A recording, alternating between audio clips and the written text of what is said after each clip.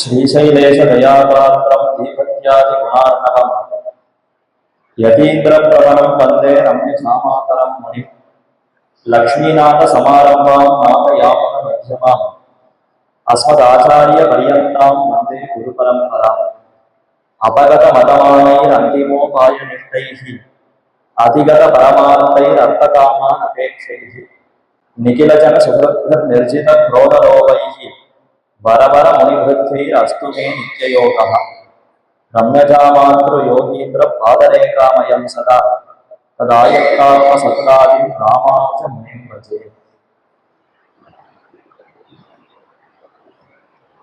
கோயில் செல்வ மணவாள மாமன்களுடைய திருவத்தியன மகோத்சவம் இந்த நன்னாளை கொண்டாடி கொண்டிருக்கக்கூடிய ஒரு சந்தர்ப்பத்திலே மணவாள மாமன்களுடைய அடியவர்களான நாம் இங்கு கூடியிருப்பது மாமனிகள் விஷயமான குணங்களை அனுபவிக்க வேண்டும் என்ற ஒரு அவாவு.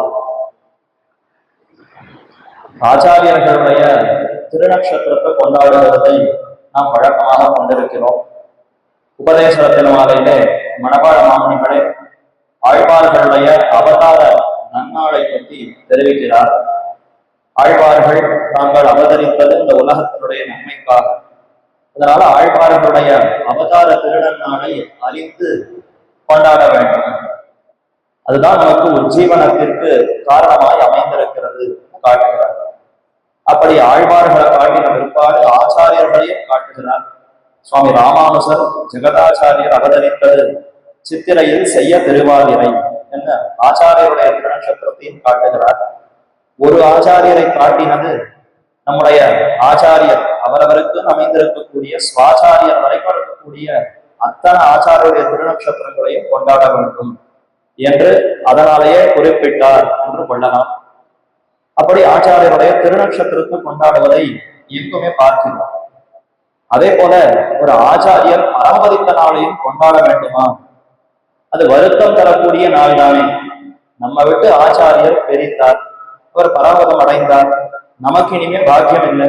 அவரோடு சேர்த்து அனுபவிப்பதற்கோ அவருடைய உபதேசங்களை பெறுவதற்கோ நமக்கு இன்றோடு அந்த வாய்ப்பு நிறைவடைந்தது என்றுதானே சொல்ல வேண்டும். இப்போ ஒரு ஆச்சாரியர் பராமரித்த நாளை கூட நம்ம கொண்டாடலாமா என்றால் கொண்டாடலாம். ஏன்னா ஆச்சாரியருக்கு எது உகப்போ அதை செய்வதுதானே சிஷ்யனுக்கு கடமை. இந்த ஆச்சாரியர் எத்தனை காலம் துடித்திருப்பார், ஒரு ஆர்த்தியோடு அந்த எம்பெருமானிடத்துல எத்தனை காலம் புலம்பி இருப்பார். என்று கிட்ட போகிறது, என்று கிட்ட போகிறது, வைகுந்த போகம் என்று எனக்கு கிட்டும்னு எத்தனையோ நாள் துடைத்துக் கொண்டு ஆர்த்தியோடு விண்ணப்பித்திருப்பார். மணவாள மாமனிகளே ஆர்த்தி பிரபந்தம் என்னும் ஒரு நூலிலே எதிராசரிடத்துல கதறுகிறாரே என்று இந்த உடலை விட்டு இரவி மண்டலத்தோடு ஏகி அந்தமில் பேரின்பத்தை அடைந்து அந்தரங்க கைங்கரியத்திற்கு ஆளாகுமே தெரியவில்லையே எதிராசா என்று நீ இறங்கப் போகிறாய் என்று துடித்துக் கொண்டார். பிரார்த்தித்துக் கொண்டே இருந்தார்னா எத்தனை வருத்தத்தோடு துடிப்போடு அவர் இருந்தார். அந்த துடிப்பு வருத்தம் தீர்ந்தது, அடைந்தார்னு சொன்னால் அப்ப இத்தனை காலம் பட்ட சிரமம் துடிப்பு வருத்தம் அத்தனையும் நீங்கியதா? அப்ப ஆச்சாரியருக்கு எவ்வளவு ஆனந்தம் கிட்டியிருக்கும். இந்த இடத்தை விட்டு சம்சாரத்திலிருந்து கடந்து அக்கறைக்கு சென்று நித்தியசூதிகளுக்கு நடுவே எழுந்தருள் இருக்கக்கூடிய எம்பெருமானை சேவித்து பல்லாண்டு பாடுகிற அந்த சமயத்திலே ஆச்சாரியனுக்கு எத்தனை ஒரு ஆனந்தம் ஏற்பட்டிருக்கும், எவ்வளவு சந்தோஷப்பட்டிருப்பார். அப்படி ஆச்சாரியர் மகிழ்கிறார் என்றால் ஒரு சிஷ்யனுக்கு அந்த நாளை கொண்டாடுவது அவசியம், கர்த்தவியம் தானே. வருத்தம் தீர்ந்து மகிழ்ந்துன்னு ஆழ்வார்கள் ஆச்சாரியர்கள் ஆண்டாள் பாசுரங்கள் எல்லாம் தெரிவிக்கிறார்கள். அப்ப நம்முடைய ஆச்சாரியர்கள் அப்படிப்பட்ட ஆச்சாரியர்கள்லாம் பரமபதம் அடைந்த நாளையும் நாம திருவத்தியன மகோத்சவமாக கொண்டாட வேண்டும் என்று நம்முடைய பெரியோர்கள் ஏற்பாடு செய்திருக்கிறார்கள்.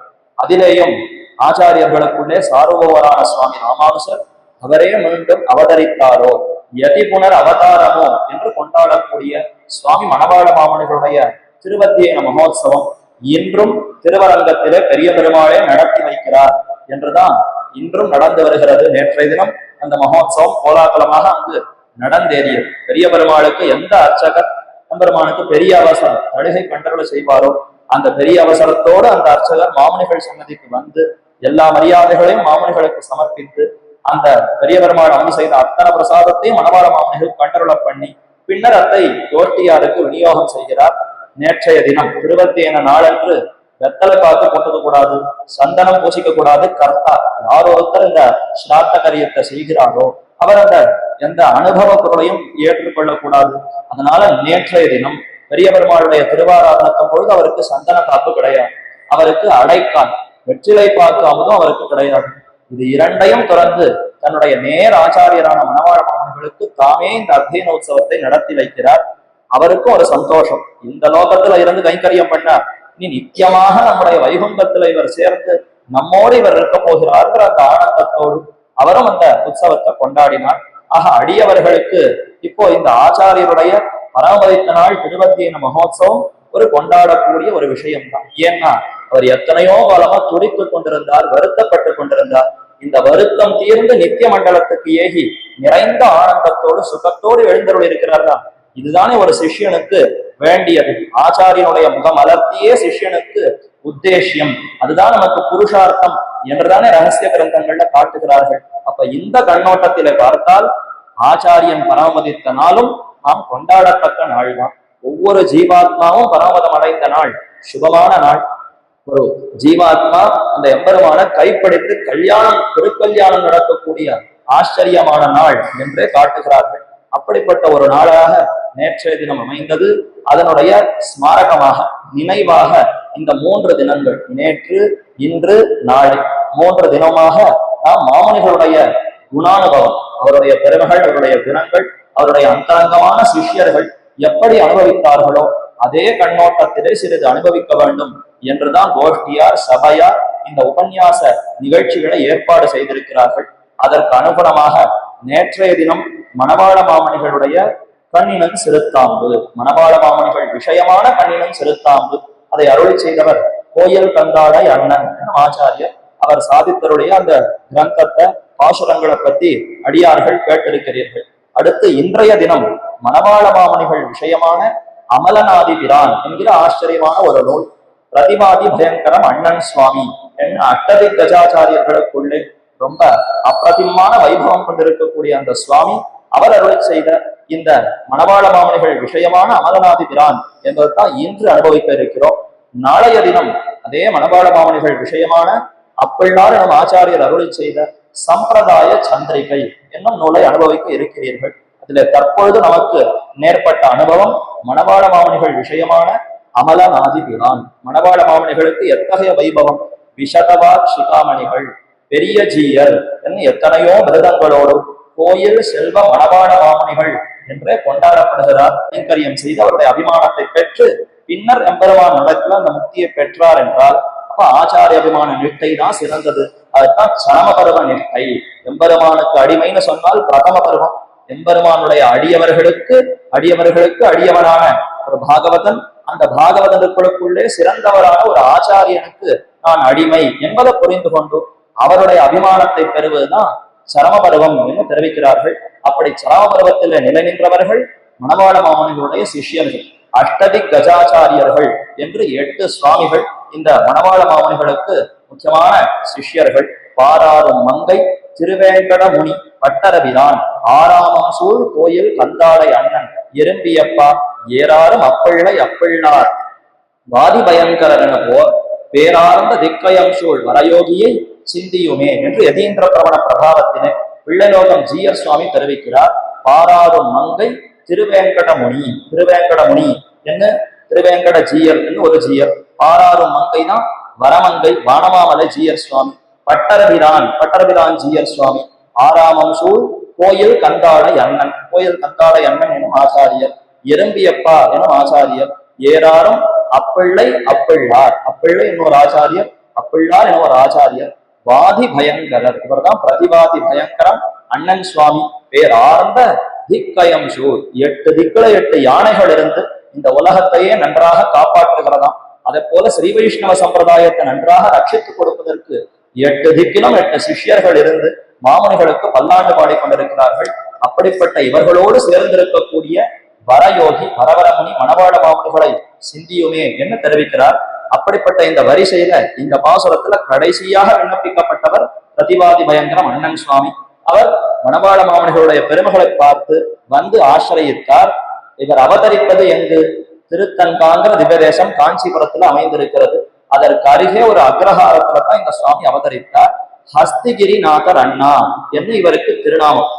முதல்ல இவருக்கு திருநாமம் அதுதான். இவருடைய திருத்தாயார் ஆண்டாள் அம்மங்கார், இவருடைய திருத்தகப்பனார் அனந்தாச்சாரியர். அனந்தாச்சாரியர் எனும் ஆச்சாரியருக்கும் ஆண்டாள் அம்மங்காருங்கிற தேவிகளுக்கும் இவர் என்று அவதரித்தார். ஆடி மாசத்திலே புஷ்ய நட்சத்திரத்திலே பிரதிபாதி பயங்கரம் அண்ணா அவதரித்தார். அப்பொழுது அவருக்கு திருநாமம் ஹஸ்திகிரிநாதர் அண்ணா என்பதுதான் திருநாமம்.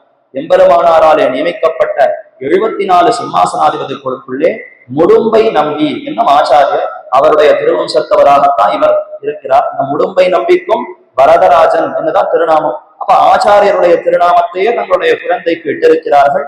ஹஸ்திகிரிநாதர் என்ற அந்த திருநாமத்தோடு இவர் இருந்தார், கைங்கரியம் செய்து கொண்டிருந்தார். அடுத்து அங்கிருந்து திருவேங்கடமுடையானுக்கு சென்று அங்கு கைங்கரியம் செய்து கொண்டிருந்தார். அந்த சமயத்துல தான் மணவாள மாமனுடைய சிஷ்யர்கள் எல்லாம் திருமலைக்கு சென்று எம்பெருமானுக்கு பல்லாண்டு பாடும் விதமாக சென்றார்கள். அப்போ மாமுனிகளுடைய பெருமைகள் எல்லாம் பேசிக்கொண்டு சென்றார்கள். அதை கேட்டார் பிரதிபாதி பயங்கரம் அண்ணன். தீர்த்தத்தை எடுத்துக்கொண்டு போய் சமர்ப்பிக்கிறார். அதற்கு வேண்டிய ஏலக்காய், பச்சை கற்பூரம், குங்குமப்பூ எல்லாத்தையும் சேர்த்து சமர்ப்பிக்கணுமா? ஆனால் இந்த மாமுனிகளுடைய வைபவத்தை கேட்டுக்கொண்டே இருந்ததுல தான் என்ன செய்கிறோங்கிறதையே மறந்தார். தீர்த்தத்தை மட்டும் வெறும் தீர்த்தத்தை கொண்டு போய் பெருமானுக்கு சமர்ப்பித்தார். பெருமானுக்கு திருவாராதனம் நடைபெற்றது. அர்ச்சக சுவாமியும் கவனிக்கல.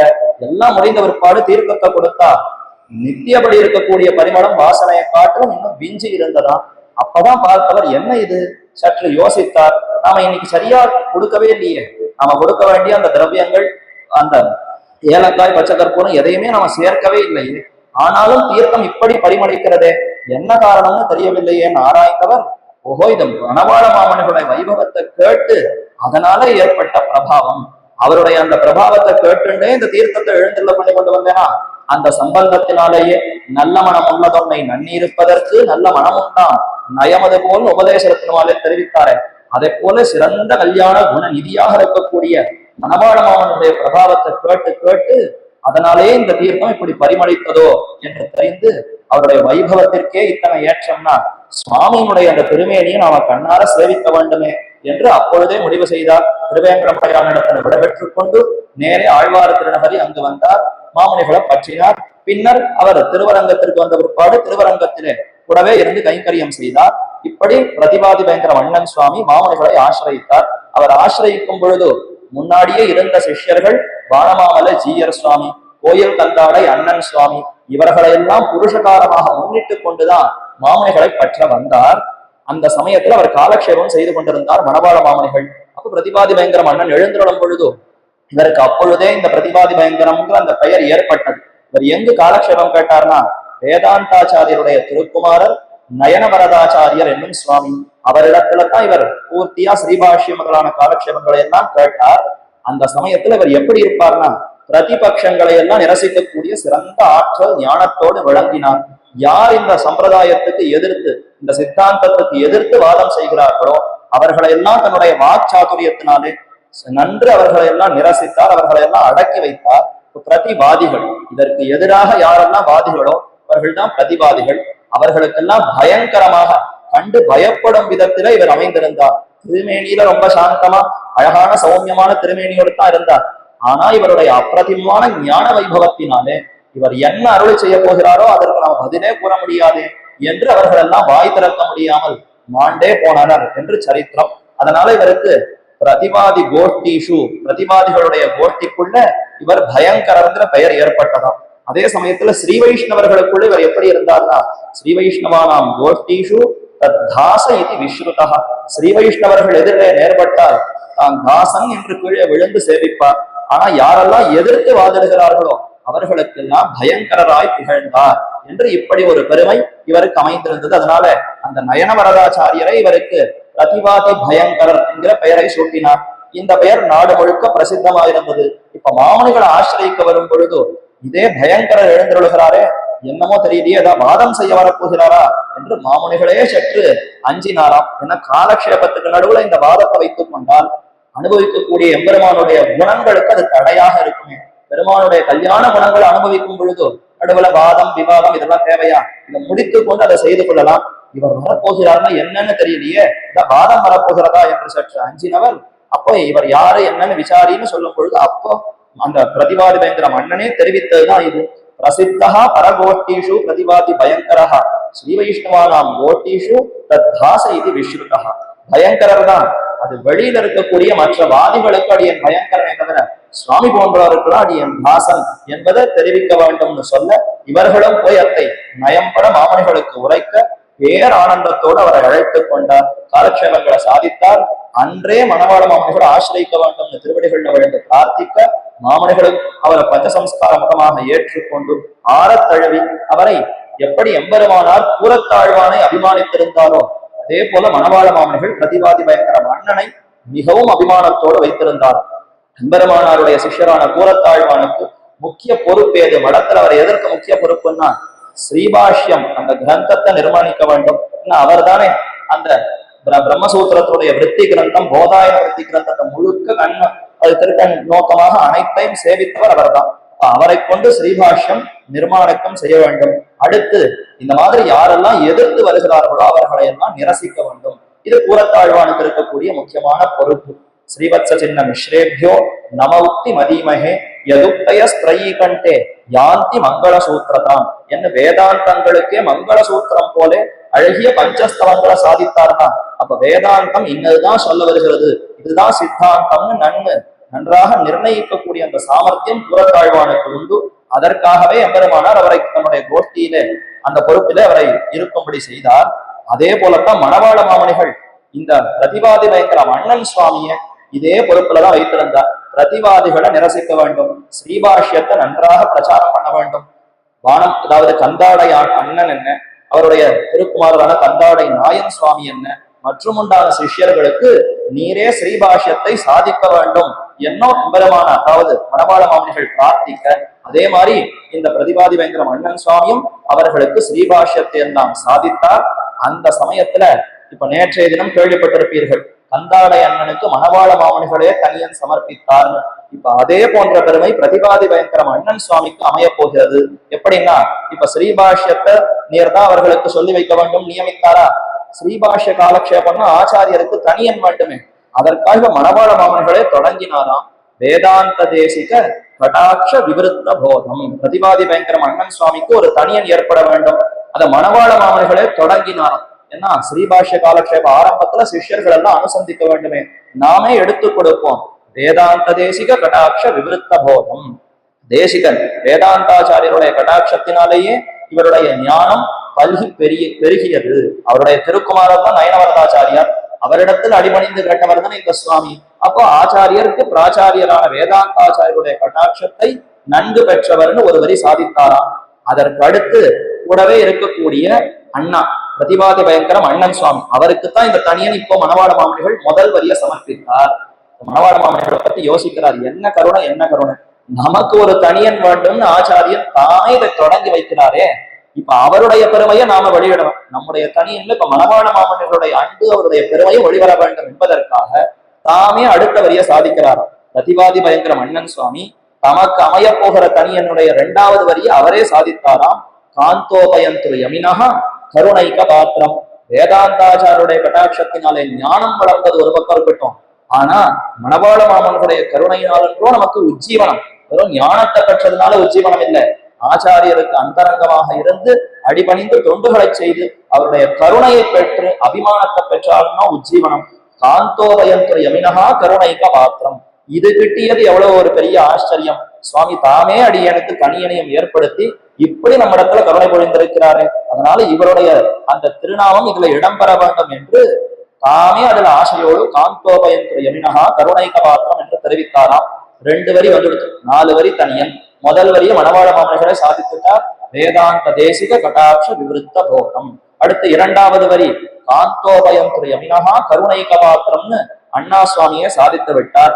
இப்ப அருகே இருந்த சிஷ்யர்கள்லாம் பார்க்கிறார், என்ன ஒருத்தருக்கு ஒருத்தர் என்ன அன்பு என்ன அன்பு. ஆச்சாரியன் சிஷ்யனிடத்துல இத்தனை அன்போடு ஒரு தனியனை சமர்ப்பிக்கிறார், சிஷ்யன் ஆச்சாரியனுடைய பெருமையை தெரிவிக்க வேண்டும் அடுத்த வரி சாதித்தார். நம்முடைய கர்த்தவியம் இதை பூர்த்தி பண்ணிட வேண்டியதான். அடுத்த 2 வரியும் சிஷ்யர்கள் சேர்ந்து தெரிவித்தார்களாம். பக்தியா வத்சான்பவாய மனவத்திய குணைருபேகம் பக்தியா பஜாமி பரவாதி பயங்கராரியம். இதுதான் அந்த தனியனுடைய அடுத்த 2 வரிகள். வத்சான்பவாய மனவத்திய குணைருபேகம், ஸ்ரீவத்ச கோத்திரத்திலே இவர் உதித்தார். வத்சான்வய ஸ்ரீவத்ச கோத்திரத்தில் அவதரித்தவர். அனவத்திய குணை உபேதம், ஒரு குற்றம் இல்லாமல், எந்த தோஷமும் இல்லாமல், அனைத்து கல்யாண குணங்களுக்கும் ஒரே உருவம் போல இந்த சுவாமி திகழ்கிறார். அனவத்திய குணை உபேதம் பக்தியா பஜாமி, அவருடைய அந்த திருவடிகளை அன்போடு நாம் வணங்க வேண்டும். பரவாதி பயங்கராரியம், பரவாதிகளுக்கெல்லாம் பயங்கரரா இருக்கார். தன்னுடைய சிஷ்யர்களிடத்துல கருணையே வடிவானவராக, கல்யாண குண நிதியாக இருக்கிறார். அவரை பக்தியோடு வணங்குவோம் என்று இந்த ஸ்லோகத்தை பூர்த்தி செய்தனரா. அப்ப இவருக்கு எத்தனை பெருமை! ஆச்சாரியர் தனியன தொடங்குகிறார், தாமே ஆச்சாரிய சம்பந்தத்தையும் அடுத்த வரியாக வெளியிடுகிறார். மீதி உள்ள சிஷ்யர்கள் அந்த தனியனை பூர்த்தி செய்தனர்னா அனைவருமாக சேர்ந்து பிரதிபாதி பயங்கரம் அண்ணன் சுவாமிக்கு இப்படி ஒரு தனியனை சமர்ப்பித்தார்கள். தன் ஆசிரியன், தன்னோடு கற்றோன், தன் மாணாக்கன், தகு முறைகாரன் என்று இன்னோர் பாயிரம் இயம்புதல் கடனே என்று இந்த நன்னூலிலே யாரெல்லாம் இந்த தனியனை ஏற்றலாம், ஒரு ஆச்சாரியனுக்கு தனியன் ஏற்ற வேண்டும்னா யார் யார் ஏற்றலாம்னு சொல்லப்படுகிறது. தன் ஆசிரியன், ஒரு சிஷ்யனுக்கு ஆச்சாரியன் தனியன் சமர்ப்பிக்கலாமா? தன்னோடு கற்றான், கூடவே வாசித்த மற்ற சிஷ்யர்கள் ஒரு சிஷ்யனுக்கு தனியன் சமர்ப்பிக்கலாமா? தன் மாணாக்கன், தனக்கு சிஷ்யனாக இருப்பவன் ஆச்சாரியனுக்கு சமர்ப்பிக்கலாம். தகு முறைகாரர், நல்ல வியாக்கியானம் செய்யக்கூடியவர், நல்ல பொருள் விளக்கக்கூடியவர், அவரும் இப்படி தனியனை சமர்ப்பிக்கலாமா? இப்ப எல்லா பெருமையும் அவருக்கு அமைந்தது பாருங்கள். பிரதிபாதி பயங்கருக்கு தன்னுடைய ஆச்சாரியரான மணவாள மாமுனிகளே முதல் வரியை எடுத்து கொடுத்தார். தாமே அந்த ஆச்சாரியருடைய சம்பந்தம் வேண்டும்ங்கிறத அடுத்த வரியை சமர்ப்பித்தார்.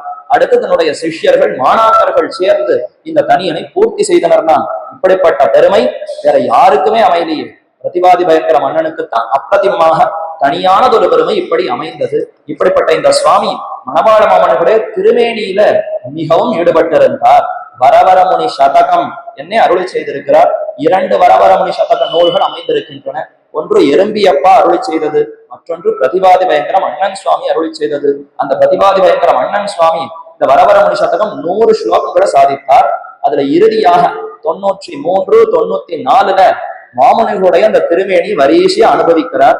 அங்கிரீ ஸ்ருங்க கலிதாப்ச கீர்த்தி விபவௌ தன் நாளகம் பசிதௌ ஜங்கே ஹஸ்திக்கர பிரசஸ்தி ஹரணோ நித்ரம் ததூருத்வயம் மத்தியம் தானவஹிருத்யம் ஆயத புஜா மத்தியம் கவாட்டோபமம் பாஹுத்வங்கம் அமர்த்திய பூஜ விடபா அங்கார பாடச்சரம் கண்டம் குண்டித கம்புடம் பரபரம் பக்திரம் சரச்சந்திரம சௌந்தர்யோதிகத கர்வ சர்வணகலா பாண்டித்ய நித்யோஜ்வலம் என்று தொடங்கி 2 ஸ்லோகங்கள். மௌலிம் நிஸ்துலம் அத்தியபாஸ்த பஜதா அங்கம் வபுசாதரம் க்ஷீரோதச போதரம் வரமுனே சேத சதா பாவய.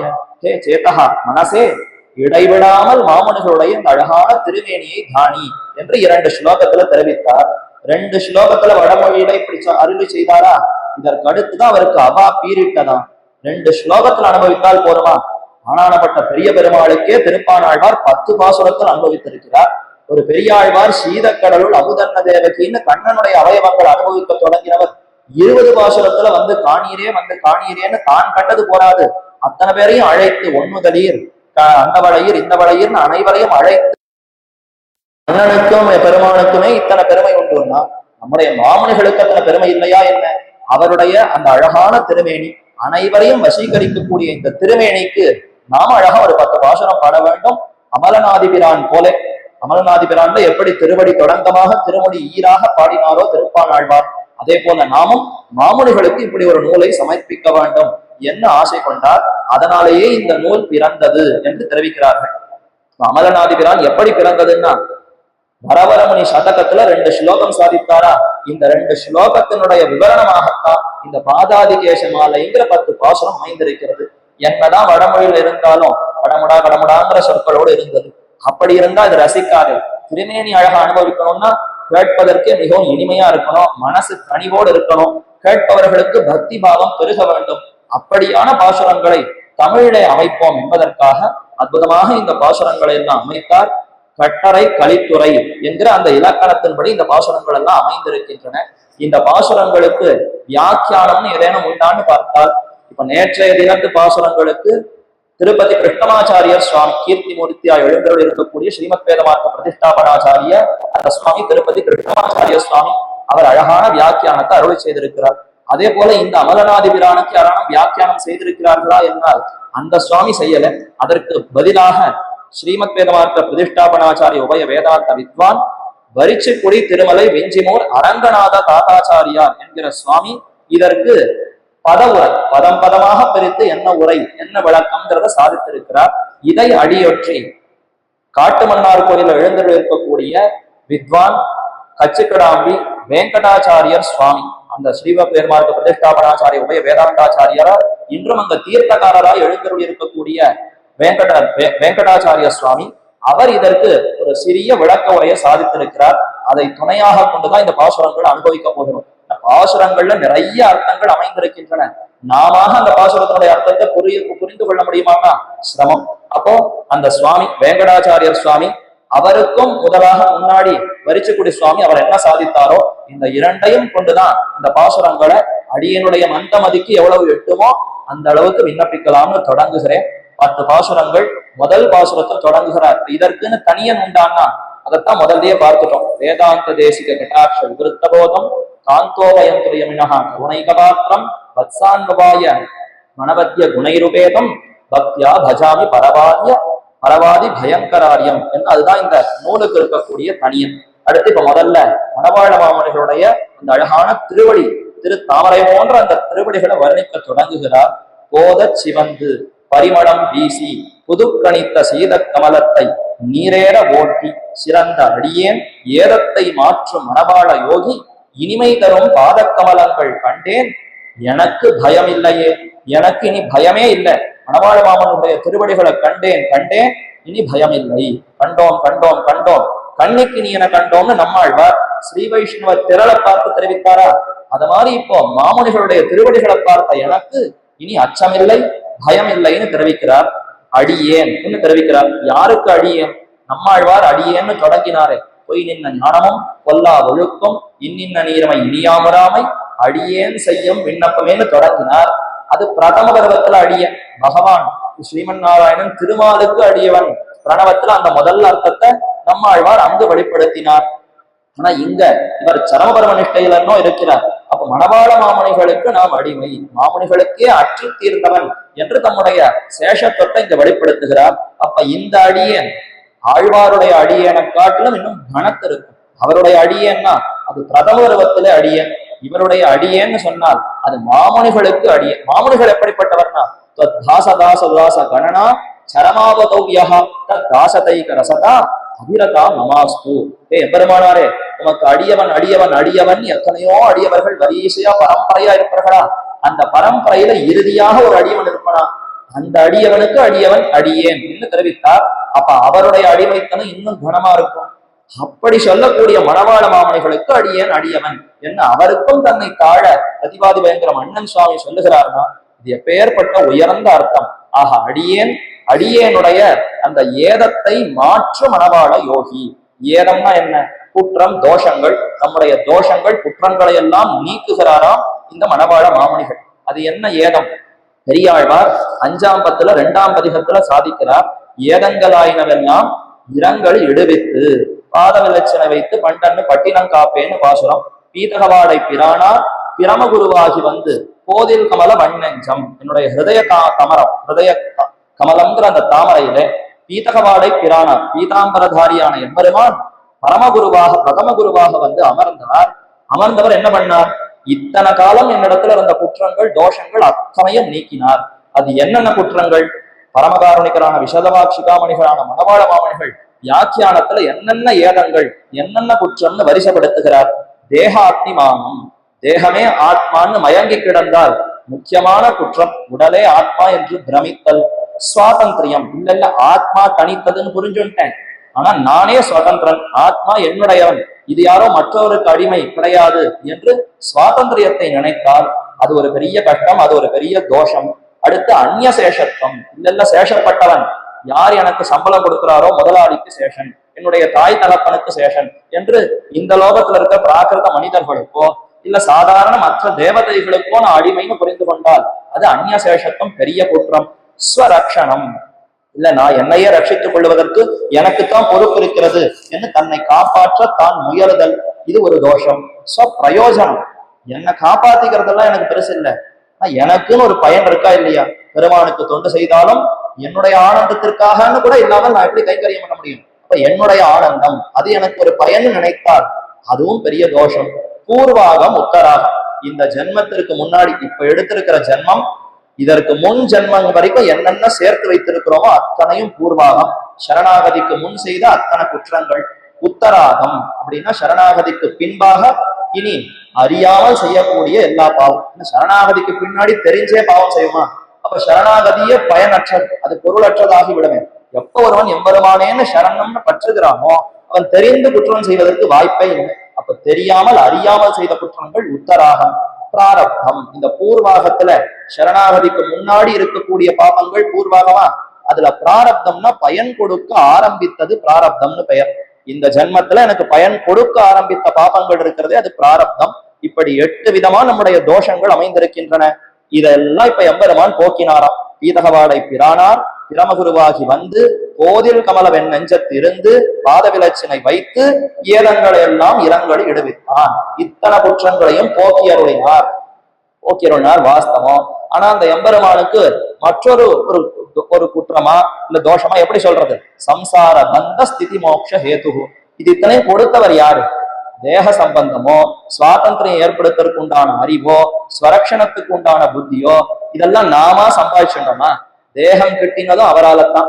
அவர் மட்டும் பார்த்து என்ன இவனுடைய கர்மத்தை நானே போக்குறேன், இவனை சேர்த்துக்கிறேன்னு சேர்த்து கொண்டு விட்டால் தடுப்பதற்கு யாரும் ஆளே இல்லையே. அவர் தடுத்து, அதாவது இந்த தேகத்தோட இவன் சம்பந்தப்பட வேண்டாம் நம்ம அன்றே விடுவித்தார்னு சொன்னா தேகாத்மாயமனும் நமக்கு வந்திருக்காதே. அப்ப சம்சார பந்தத்திற்கும் அவர் தான் காரணம். என்னைக்கோ ஒரு நாள் அவருடைய கிருபாகா விபசாயத்தே என்று கருணை பிறந்து இதிலிருந்து விடுவிக்கலாம்னு விடுவிப்பவரும் அவர் தான். அப்ப ரெண்டுத்தையும் செய்பவர் பிரமகுருவான முதல் குருவான எம்பெருமான். அப்படி இருந்தால் போராது, நமக்கு இனிமேல் மறுபடியும் இந்த சம்சாரத்துல தேக சம்பந்தமே வைக்காதபடி நம்ம இங்கிருந்து அக்கறையில தேற்றக்கூடிய ஒரு ஆச்சாரியன் உண்டானா அவர் தான் சரமகுருவான மணவாள மாமுனிகள். இவருடைய அவதார பிரயோஜனமே என்னன்னா மீண்டும் நம்மை சம்சாரத்துல பிறக்க வைப்பதற்கா இதெல்லாம் செய்கிறார் இல்லையே. ஆனா எம்பெருமான் க்ஷிபாமி என்று மறுபடியும் அசுர பிறவைகள்ல பிடித்து தள்ளுகிறேன்கிறார். எனக்கு பிடிக்காத செஞ்சா அவ்வளவுதான், உன்னை கைவிட்டுடுவேன்னு ரொம்ப உறுதியா சுவாதந்திரியத்தோடு வார்த்தை அருளை செய்கிறார். அவருடைய வார்த்தையை நம்ப முடியாது, என்ன வேணா செய்யலாம். ஆனா ஆச்சாரியன் அப்படி செய்யவே மாட்டாரே. அப்ப மாமுனிகள் ஏதங்களை மாற்றுகிறார்னு சொன்னால் அது இந்த மாதிரி ரொம்ப பயப்படக்கூடிய விதயத்திலே மாற்றுவாரா மாற்ற முடியாதான்னு சந்தேகப்படும் விதமாலாம் இருக்காது. நிச்சயமாக மாற்றி விடுவார். அப்ப ஆச்சாரியன் சிச்சன் ஆருயிரை பேணுமவன், தேசாரம் சிச்சன் அவன் சீர்வடிவை ஆசையுடன் நோக்குமவன் என்று காட்டினாரா. அப்ப இப்ப மணவாள மாமனுடைய அந்த திருமேனியை நம்ம தியானிக்க வேண்டும். அதுதான் ஒரு சிஷ்யனுக்கு இருக்கக்கூடிய முக்கியமான கடமை. பிரதிபாதி பயங்கர மன்னன் சுவாமி இப்ப மணவாள மாமன திருவடிகளை தியானிக்கிறார். அந்த திருவடிகளோடு இருக்கக்கூடிய மணவாள மாமனிகள் என்னுடைய அத்தனை குற்றங்களையும் நீக்கி அருளினார், அந்த குற்றங்களை எல்லாம் அவர் போக்கி அருளினார் என்று அற்புதமாக காட்டுகிறார். ஆக ஏதத்தை மாற்றும் மணவாள மாமுனிகள். அந்த மணவாள மாமுனிகளுடைய மாற்றும் இருக்கு பாருங்க, இந்த தோஷங்களை எல்லாம் மாற்றுகிறார்னா இதெல்லாமே என்ன? என்னுடைய ஒரு புத்தியினால படக்கூடிய ஒரு விஷயம் தானே. தேகமே ஆத்மான்னு பிரமித்து கிடத்தல், நான் சுதந்திரன்னு பிரமித்து கிடத்தல். இப்ப இதையெல்லாம் மாற்றுதல்னா தேகமே ஆத்மா இல்ல, ஆத்மா தேகத்தை காட்டிலும் விலட்சணம் என்ன மாற்றுவது. நீ சுதந்திர தன்மையோடு கூடினவன் அல்ல, நீ எம்பெருமானுக்கே பரதந்திரப்பட்டவன் என்று மாற்றுவது. அப்ப நம்முடைய அறிவை இங்க மாற்றுகிறார் மணவாள மாமுனிகள். ஏதத்தை மாற்றுதல்னா அதே மனசு அதே இந்திரியங்கள் அதே உடலோடு தான் நம்ம இருக்க போறோம். பஞ்சசம்ஸ்காரம் ஆன பிற்பாடு நம்ம உடலே மாறி புது உடல் வந்துடுறதா, மனசே மாறி புது மனசு வந்துடுறதான்னு ஏதும் இல்லையே. அதே பழைய உடல் அதே பழைய மனசு தான். அப்ப என்னமோ ஒரு மாற்றம் இதுல நிகழ்கிறது. பழையபடி இருந்த குற்றங்களை எல்லாம் மாற்றி இப்ப புது ஞானத்தை ஏற்படுத்தினால் தன்னடையே எல்லாம் புதிதாக மாறிவிடும், எல்லாம் அனுகூலமாக மாறிவிடும். அதைத்தான் இப்ப மணவாள மாமுனிகள் செய்கிறார். ஏதத்தை மாற்றும் மணவாள யோகி. மணவாள முனின்னு சொன்னாலும் யோகின்னு சொன்னாலும் இடைவிடாமல் தன்னுடைய ஆச்சாரியனை சிந்தித்துக் கொண்டிருப்பார். சாதாரண பக்தி யோக யோகி, கீதால சொல்லக்கூடிய யோகினா அது பரமாத்மாவையே எப்பொழுதும் சிந்தித்துக் கொண்டிருப்பார் யோகி. மணவாள யோகி அப்படி பரமாத்மா மட்டும் சிந்தித்துக் கொண்டிருக்க மாட்டார், எதிராஜரையே இடைவிடாது சிந்தித்துக் கொண்டிருப்பார். திருவாய்மொழி பிள்ளை காட்டி கொடுக்க ராமானுசருடைய திருவடிகளையே பிராபிய பிராபகம்னு கொண்டோ அவர் சிந்தித்துக் கொண்டிருக்கிறார். ஆக மணவாள யோகி இனிமை தரும் பாத கமலங்கள், இனிமையை தரக்கூடிய பாத கமலங்கள். அந்த பாத கமலங்கள்னா தாமரை போன்ற அழகான திருவடிகளை கண்டேன், எனக்கு பயம் இல்லையே. அதை கண்டேன், கண்டு கொண்டேன், அதனாலேயே பயம் அத்தனையும் நீங்கித்து. நந்தா நரக தழுந்தா வகை என்று திருமொழியினுடைய கடைசியில திருமங்கையாழ்வார் பயப்படுகிறார். ஆற்றங்கரை வாழ் மரம் போல் அஞ்சுகின்றேன், நாட்டச்சுவை ஊரொளியாகிய நம்பி காற்ற திடைப்பட்ட கலவர் மனம் போல் ஆற்ற துளங்கா நிற்பன், பாம்போல் ஒரு கூரையிலே பயின்னார் போல் தாங்காது உள்ளம் தள்ளும் என் தாமரை கண்ணா, இருபாடறி கொள்ளியின் உள்ளெரும்பே போல் உருகா நிற்கும் என் உள்ளம் ஊழி முதல்வா, கடுஞ்சொலார் கடியார் காலனார் அமரால் படுவதோர் கொடுமிரை கஞ்சி என்று பெரிய திருமொழியில அஞ்சினேன் அஞ்சினேன் அஞ்சினேன், வாடினேன் வாடி வருந்தினேன், ரொம்ப வருத்தப்பட்டேன், ஓஹோன்னு துன்பப்பட்டேன், பயப்படுறேன்னு கதறுகிறார் திருமங்கையாழ்வார். எம்பெருமான பற்றினவர். மாமுனிகளை பற்றின இவரோ எனக்கு பயம் இல்லையே, கண்டதினாலேயே பயம் இல்லைன்னு. நான் ஏதாவது சாதனை பண்ணேனா, மாமுனிகளை இடவிடாமல் தியானித்து அவருடைய திருவடிக்கு தானே நிறைய கைங்கரியம் பண்ணின பிற்பாடு பயம் போச்சான்னா, கண்டேன் பயம் இல்லையே, பார்த்துட்டேன் இனி பயம் இல்லை என்று ரொம்ப ஆச்சரியமாக தெரிவிக்கிறார். அதனால் அவருக்கு எப்படி அது கிட்டியதுன்னா, அவர் எந்த சாதனமே செய்ய வேண்டாம். அவர் பிறந்த இடத்துல இருக்கக்கூடிய அந்த திவ்யதேசத்து எம்பெருமான் திருவெக்கா, அருகேதான திருவெக்காங்கிற திவ்யதேசம். அதை பத்தி ஆழ்வார் தெரிவிக்கும் பொழுது, பொறுப்பிடையே நின்னும் உணல் குளித்தும் 5 நெருப்பிடையே நிற்கவும் நீர் வேண்டாம், விருப்புடைய வெக்காவே சேர்ந்தானை மெய்மலர் தூய் கைதொழுதால் அக்காவே தீவினைகள் ஆய்ந்து. 2 புஷ்பத்தை விருப்பத்தோடு பெருமானுடைய திருவடிகளை சமர்ப்பித்தால் பெருமான் அதற்கே மகிழ்ந்து நம்முடைய குற்றங்களை எல்லாம் போக்கி விடுகிறான் என்று அந்த எம்பெருமானுடைய பெருமை அங்க தெரிவித்தார். அது என்ன பிரதம பருவத்திற்கே இந்த ஏற்றம்னா, மாமுனிகள் சரம பருவத்துக்கு இந்த ஏற்றம் இல்லையா? அதனால இவர் அப்படியே மாற்றி, இதோ இந்த அழகான தாமரை போன்ற திருவடிகளை கண்டேன், எனக்கு இனி பயம் இல்லையே என்று தெரிவிக்கிறார். அந்த திருவடிகள் எப்படி இருக்கிறது, அதுதான் முதல் 2 வரியில விவரிக்கிறார். போத சிவந்து, நன்றாக சிவந்து இருக்கிறதாம். போத செவ்வையாக மிகுதியாக நன்றாக, நல்ல சிகப்பு, சிகப்புன்னா சாதாரண சிகப்பு, செக்கச்செவேல் என்று இருக்கிறதுன்னா அதுதான் போத சிவந்து. போத சிவந்து பரிமளம் வீசி, ஒரு தாமரை புஷ்பத்துக்கு இதெல்லாம் இருக்கணும். ஜலத்துல நன்றாக மலர்ந்திருக்கக்கூடிய ஒரு தாமரை, ரவிகர விரசித புண்டரீக அமலாய தேக்ஷணஹா என்று கப்யாச ஸ்ருதிக்கு எம்பெருமானார் வேதார்த்த சங்கிரகத்துல வியாக்கியானம் எடுகிறார். கப்யாசம் புண்டரீகமேவமக்ஷினி என்று பிரம்மத்திற்குடைய தாமரை போன்ற அந்த திருக்கண்களை வர்ணிக்கும் பொழுது, நிறைய ஜல சமிருத்தியோடு இருக்கக்கூடிய ஒரு பொய்கையிலே நல்ல பருத்த நாளத்தோடு அழகான ஒரு பெரிய தாமரை, நல்ல சிவந்த தாமரை, அது மலர்ந்திருந்தால் எத்தனை ஆச்சரியமாக இருக்குமோ என்று அங்க வர்ணிக்கிறார். அதே போலத்தான் போத சிவந்து பரிமளம் வீசி, நல்ல நாற்றம் நறுமணத்தை வீசக்கூடிய புது கணித்த, அப்படின்னா 2 நாள் ஆனது கிடையாது, இன்றே மலர்ந்து புதுசா இருக்கக்கூடிய அழகான புஷ்பம், நன்கு அலங்காரமாக. அந்த ஒரு குளத்துல ஒரு தாமரை பூத்து இருக்குனால அந்த குளத்துக்கு அலங்காரம் செய்தார் போல அத்தனை இனிமையாக இருக்கும் அல்லவா, அதுதான் புது கணித்த சீத கமலம். போத சிவந்து நல்ல சிகப்பா இருக்கணும், பரிமளம் வீச வேண்டும், புது கணித்து இருக்க வேண்டும், அலங்காரமா இருக்க வேண்டும், ரொம்ப குளிர்ச்சியா இருக்க வேண்டும். சீத கமலத்தை, அழகான ஒரு கமல புஷ்பம். இத்தனையோட ஒரு கமலம் கிடைப்பது ரொம்ப துர்லபம். ஏதோ தாமரை புஷ்பம் இருக்குமே தவிர அது ரொம்ப சிகப்பா நிறைய அந்த பரிமளத்தை வீசிக்கொண்டு ஓஹோன்னு புது மலர்த்தியோடு ரொம்ப குளிர்ந்து இருக்கக்கூடிய ஒரு தாமரை கிடைக்குமா?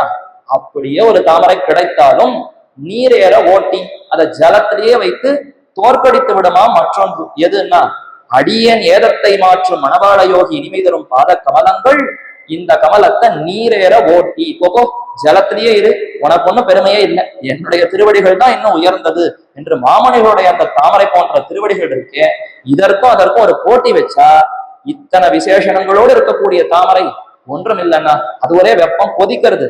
மாமனிகளுடைய திருவடி என்ன ஆச்சரியமா இருக்கு, எவ்வளவு குளிர்ச்சியோடு இருக்கு என்று அத்தை நீரேற ஓட்டி சிறந்து விளங்குகிறது.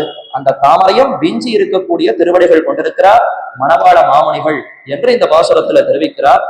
ஆக முதல் பாசுரத்துல இப்ப மாமுனிகளுடைய அந்த திருவடிகள் நன்கு சிவந்து பரிமளம் வீசி அலங்காரமாக இருக்க குளிர்ச்சியா இருக்க தாமரையை நீரிலேயே இருக்க செய்து, இந்த இடத்தில் தாமரை மாமுனிகள் திருவடிகளுக்கு வெறும் உமையாக கூறப்படுகிறது. அதற்கு சிறப்பு அழகு மட்டுமே.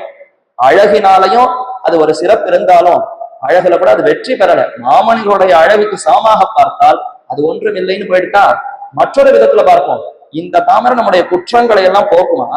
இதை அனுபவிக்க என்ன ஆகும், மேலும் விஷயானுபவத்துக்கு போகும். ஆஹா, தாமரை நன்னா இருக்கே, இதை போல இன்னும் என்னென்ன வாசனையா இருக்கு, இன்னும் என்னென்ன நறுமணமா இருக்கு அப்படின்னு ஒரு விஷயானுபவத்துல போனால் மறுபடியும் சம்சார சம்பந்தம் தான் ஏற்படும். அப்போ குலத்துல இருக்கக்கூடிய அழகான தாமரையில் நம்முடைய மனசு ஈடுபட்டதுன்னு சொன்னால் அது மேல மேலே விஷயானுபவத்துக்கு மூட்டிக்கொண்டு நம்மை கீழே தள்ளிவிடும். ஆனா மாமுனிகளாக அவருடைய திருவடி தாமரைகள்ல ஈடுபட்டோம்னு சொன்னால் சம்சார பந்தமே போயிடுறதே.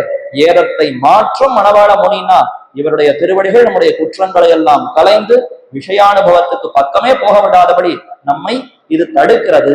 அதனால சிறந்தது. அழகிலும் இதுதான் சிறந்தது. குணத்திலும் பெருமையிலும் பார்த்தால் இந்த தாமரைகள் தான் சிறந்தது. ஆகவே ஜலத்தில் இருக்கக்கூடிய தாமரைக்கு ஒரு நாளும் அதற்கு பெருமை இல்லை என்றுதான் இதுல தெரிவிக்கிறார். பாதக்கமலங்கள் காணீரே, மணிவண்ணன் பாதங்கள், திருக்கமல பாதங்கள், கண்டேன் கமலமலர் பாதம் காண்டலுமே, விண்டே ஒழிந்த வினையாயினவெல்லாம். எல்லா ஆழ்வார்களும் பிரதம பருவத்துல எம்பெருமானுடைய திருவடிகள்ல தெரிவித்தார்கள். இதெல்லாம் ஒண்ணுமே இல்லை. ஆதித்யன் சன்னதியிலே தாமரை மலர்றா போல அதெல்லாம் இந்த அடியவர்களுடைய கதறல்னால எம்பெருமானுடைய திருவடி அப்படி இருப்பது போல அவர்களுக்கு தெரிந்தது. உண்மையில் அப்படியெல்லாம் கிடையாது. எம்பெருமான் மிகுந்த சுவாதந்திரியத்தோடு இருப்பவன். ஆனா மாமுனிகள்னு சொன்னால் அவருக்கு துளியும் சுவாதந்திரியம் கிடையாது. கருணையே விஞ்சியவர். இவருடைய திருவடிகள் தான் மிகவும் சிறந்தது. அத்தை கண்டேன் கண்டேன் எனக்கு பயம் இல்லையே என்று ஆச்சரியமா தெரிவிக்கிறார். அன்னராய சக்கரவர்த்தி என்னும் ஒரு ஆச்சாரியர் மாமுனிகளை அடைவதற்கு ஆசிரியப்பதற்கு வந்தான். அந்த சமயத்துல மணவாள மாமுனிகளை தெரிவித்தாராம். நெடுநாளாக அங்கீகரிக்கைக்கு விஷயம் காணாமையால் முடங்கி கிடந்த திருவடிகள் இவரை கண்டு நிமிர பெற்று திருவடித்தாமரைகளை அவர் முடியிலே வைத்தருளினார் என்று யதீந்திர பிரபண பிரபாவத்துல இருக்கு. நிறைய காலமா யாரும் சிஷ்யர்கள் வரலையாம். யாருமே சிஷ்யர்கள் வரவில்லையேன்னு சற்று வருத்தத்தோடு எதிர்பார்ப்போடு மணவாள மாமுனிகள் இருந்த சமயத்துலதான் அன்னராய சக்கரவர்த்திங்கிற ஆச்சாரியர் வந்த உடனே மிகுந்த சந்தோஷத்தோடு நம்முடைய திருவடிகளை அவர் தலையில வைக்க பெற்றோமேன்னு ஆனந்தத்தோடு வைத்தாராம்.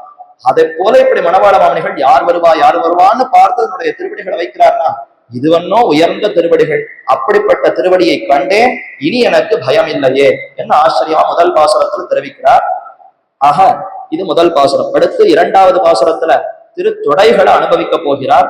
வேழ குருத்தின் அழகை பழித்து விரைமருவும் வாழை பருவத்தின் ஆகாரம் கொண்டு வலம் புனைந்த ஏழைக்கிறங்கும் மணவாள யோகி இரு குரங்கை கேழற்ற நெஞ்சில் வைப்போருக்கு ஒரு காலமும் கேடில்லையே. ஒரு காலத்திலையும் கேடில்லை, பயம் இல்லைன்னு முதல் சொன்னார். வாஸ்தவம், பயப்படாம இருக்கலாம் சுவாமி. ஆனா குற்றம் நமக்கு வர வேண்டிய அந்த அனுபவம், அதாவது துக்க அனுபவம் வந்துதானே சேரும். நான் நிறைய பாப்பமா செய்து சேர்த்து வைத்திருக்கிறேன். பாபத்தை கண்டு அஞ்ச வேண்டாம்னு சொன்னாலும் கிருதம் கர்ம சுபாசுபம் அவசியம் அனுபவத்தவியம். பாப்பங்கள் எல்லாம் நிச்சயம் அனுபவிச்சுதான் போக்க வேண்டும். பாபத்துக்கு பிராயசித்தமே கிடையாது. அப்படிப்பட்ட பாப்பங்களை இன்னும் நாங்கள் செய்திருக்கிறோம். அப்ப கேடு வரதானே வரும். இந்த ஜீவாத்மா பண்ண பாப்பங்கள் கர்மங்களுக்கு ஏற்ப கேடு வருமே. அந்த கேடு தொலையுமா என்றால் ஒரு காலமும் கேடில்லையே. ஒரு தடவை மணவாள மாமனுடைய அந்த திருவிடைகளை பற்றி நெஞ்சிலே வைத்தால் எந்த காலத்திலையும் கேடில்லை. சகிருதேவ பிரபன்னாயன் ராமன் தெரிவித்தாரா, ஒரு முறை என்னிடத்துல அபயம்னு வந்தால் அவனுக்கு எப்பொழுதுமே ஆபத்தில்லை, பயம் இல்லைன்னு சொன்னார். அவர் சொல்லுவார், ஆனா எப்ப என்ன செய்வார்னு தெரியாது. ஆனா மாமுனிகளுடைய திருவடிகளை பற்றினோம்னா ஒரு காலமும் கேடில்லையே என்று தெரிவிக்கிறார். அவருடைய திருத்துடைகள் அது எப்படி அமைந்திருக்கிறது? வேழக்குருத்தின் அழகை பழித்து. வேழக்குருத்துன்னா வேழம்ங்கிற சொல்லுக்கு பல அர்த்தம். இவ்விடத்துல மூங்கில்னு அர்த்தம் கொள்ள வேண்டும். மூங்கிலுடைய குருத்து, மூங்கிலுடைய குருத்து பகுதி எவ்வளவு சின்னதா பார்ப்பதற்கு அழகாக இருக்கும். அதனுடைய அழகை பழித்து. அந்த அழகு ஒன்றுமே இல்லைன்னா வேழக்குருத்தின் அழகை பழித்து. மூங்கில் குருத்தின் அழகு குறைவு என்னும்படி விரை மருவம், நல்ல வாசனை. விரைனா நறுமணம், நாற்றம், மனம், மனம் வீசும் வாழை பருவத்தின். வாழை பருவம்ங்கிறது வாழை தண்டு. பருவம்ங்கிற சொல் பகுதி என்ற அந்த சம்ஸ்கிருத சொல்லினுடைய ஒரு திரிவாக அமைந்திருக்கிறது. வாழை மரத்தினுடைய பகுதி வாழை தண்டா. அந்த வாழை தண்டு போன்ற இருக்கக்கூடிய அந்த திருத்துடைகளுக்கு கீழே இருக்கக்கூடிய பாகம் ஆக வாழை பருவத்தின் ஆகாரம் கொண்டு வாழைத்தண்ட போன்ற வடிவத்தோடு இது அமைந்திருக்கிறதாம். வளம் புனைந்த செழுமையும் அழகும் கூடிய வடிவம் கொண்டு. வளம்னா நல்ல வழக்கமா இருக்கு, செழுமையா இருக்கு, நல்ல ஆரோக்கியமான திருவடிகளோடு இருக்கிறார். ஒரே ஒரே எலும்பும் தோலமா ஏதும் இல்லாமல் இல்லை, நல்ல செழுமையோடு அழகோடு கூடிய வடிவம் கொண்டு மாமனிகளுடைய திருத்தொடைகள் அப்படி அமைந்திருக்கிறது. அப்ப வேழக்குரத்தினுடைய அழக தள்ளெடுத்து மூங்கில் குரத்தினுடைய அழகு ஒன்றுமில்லை, வாழை தண்டினுடைய அழகும் ஒன்று இல்லை. அதையும் தள்ளி சிறந்த வடிவத்தோடு நல்ல நறுமணம் வீசுகிறது, அழகு வீச்சு இருக்கிறது.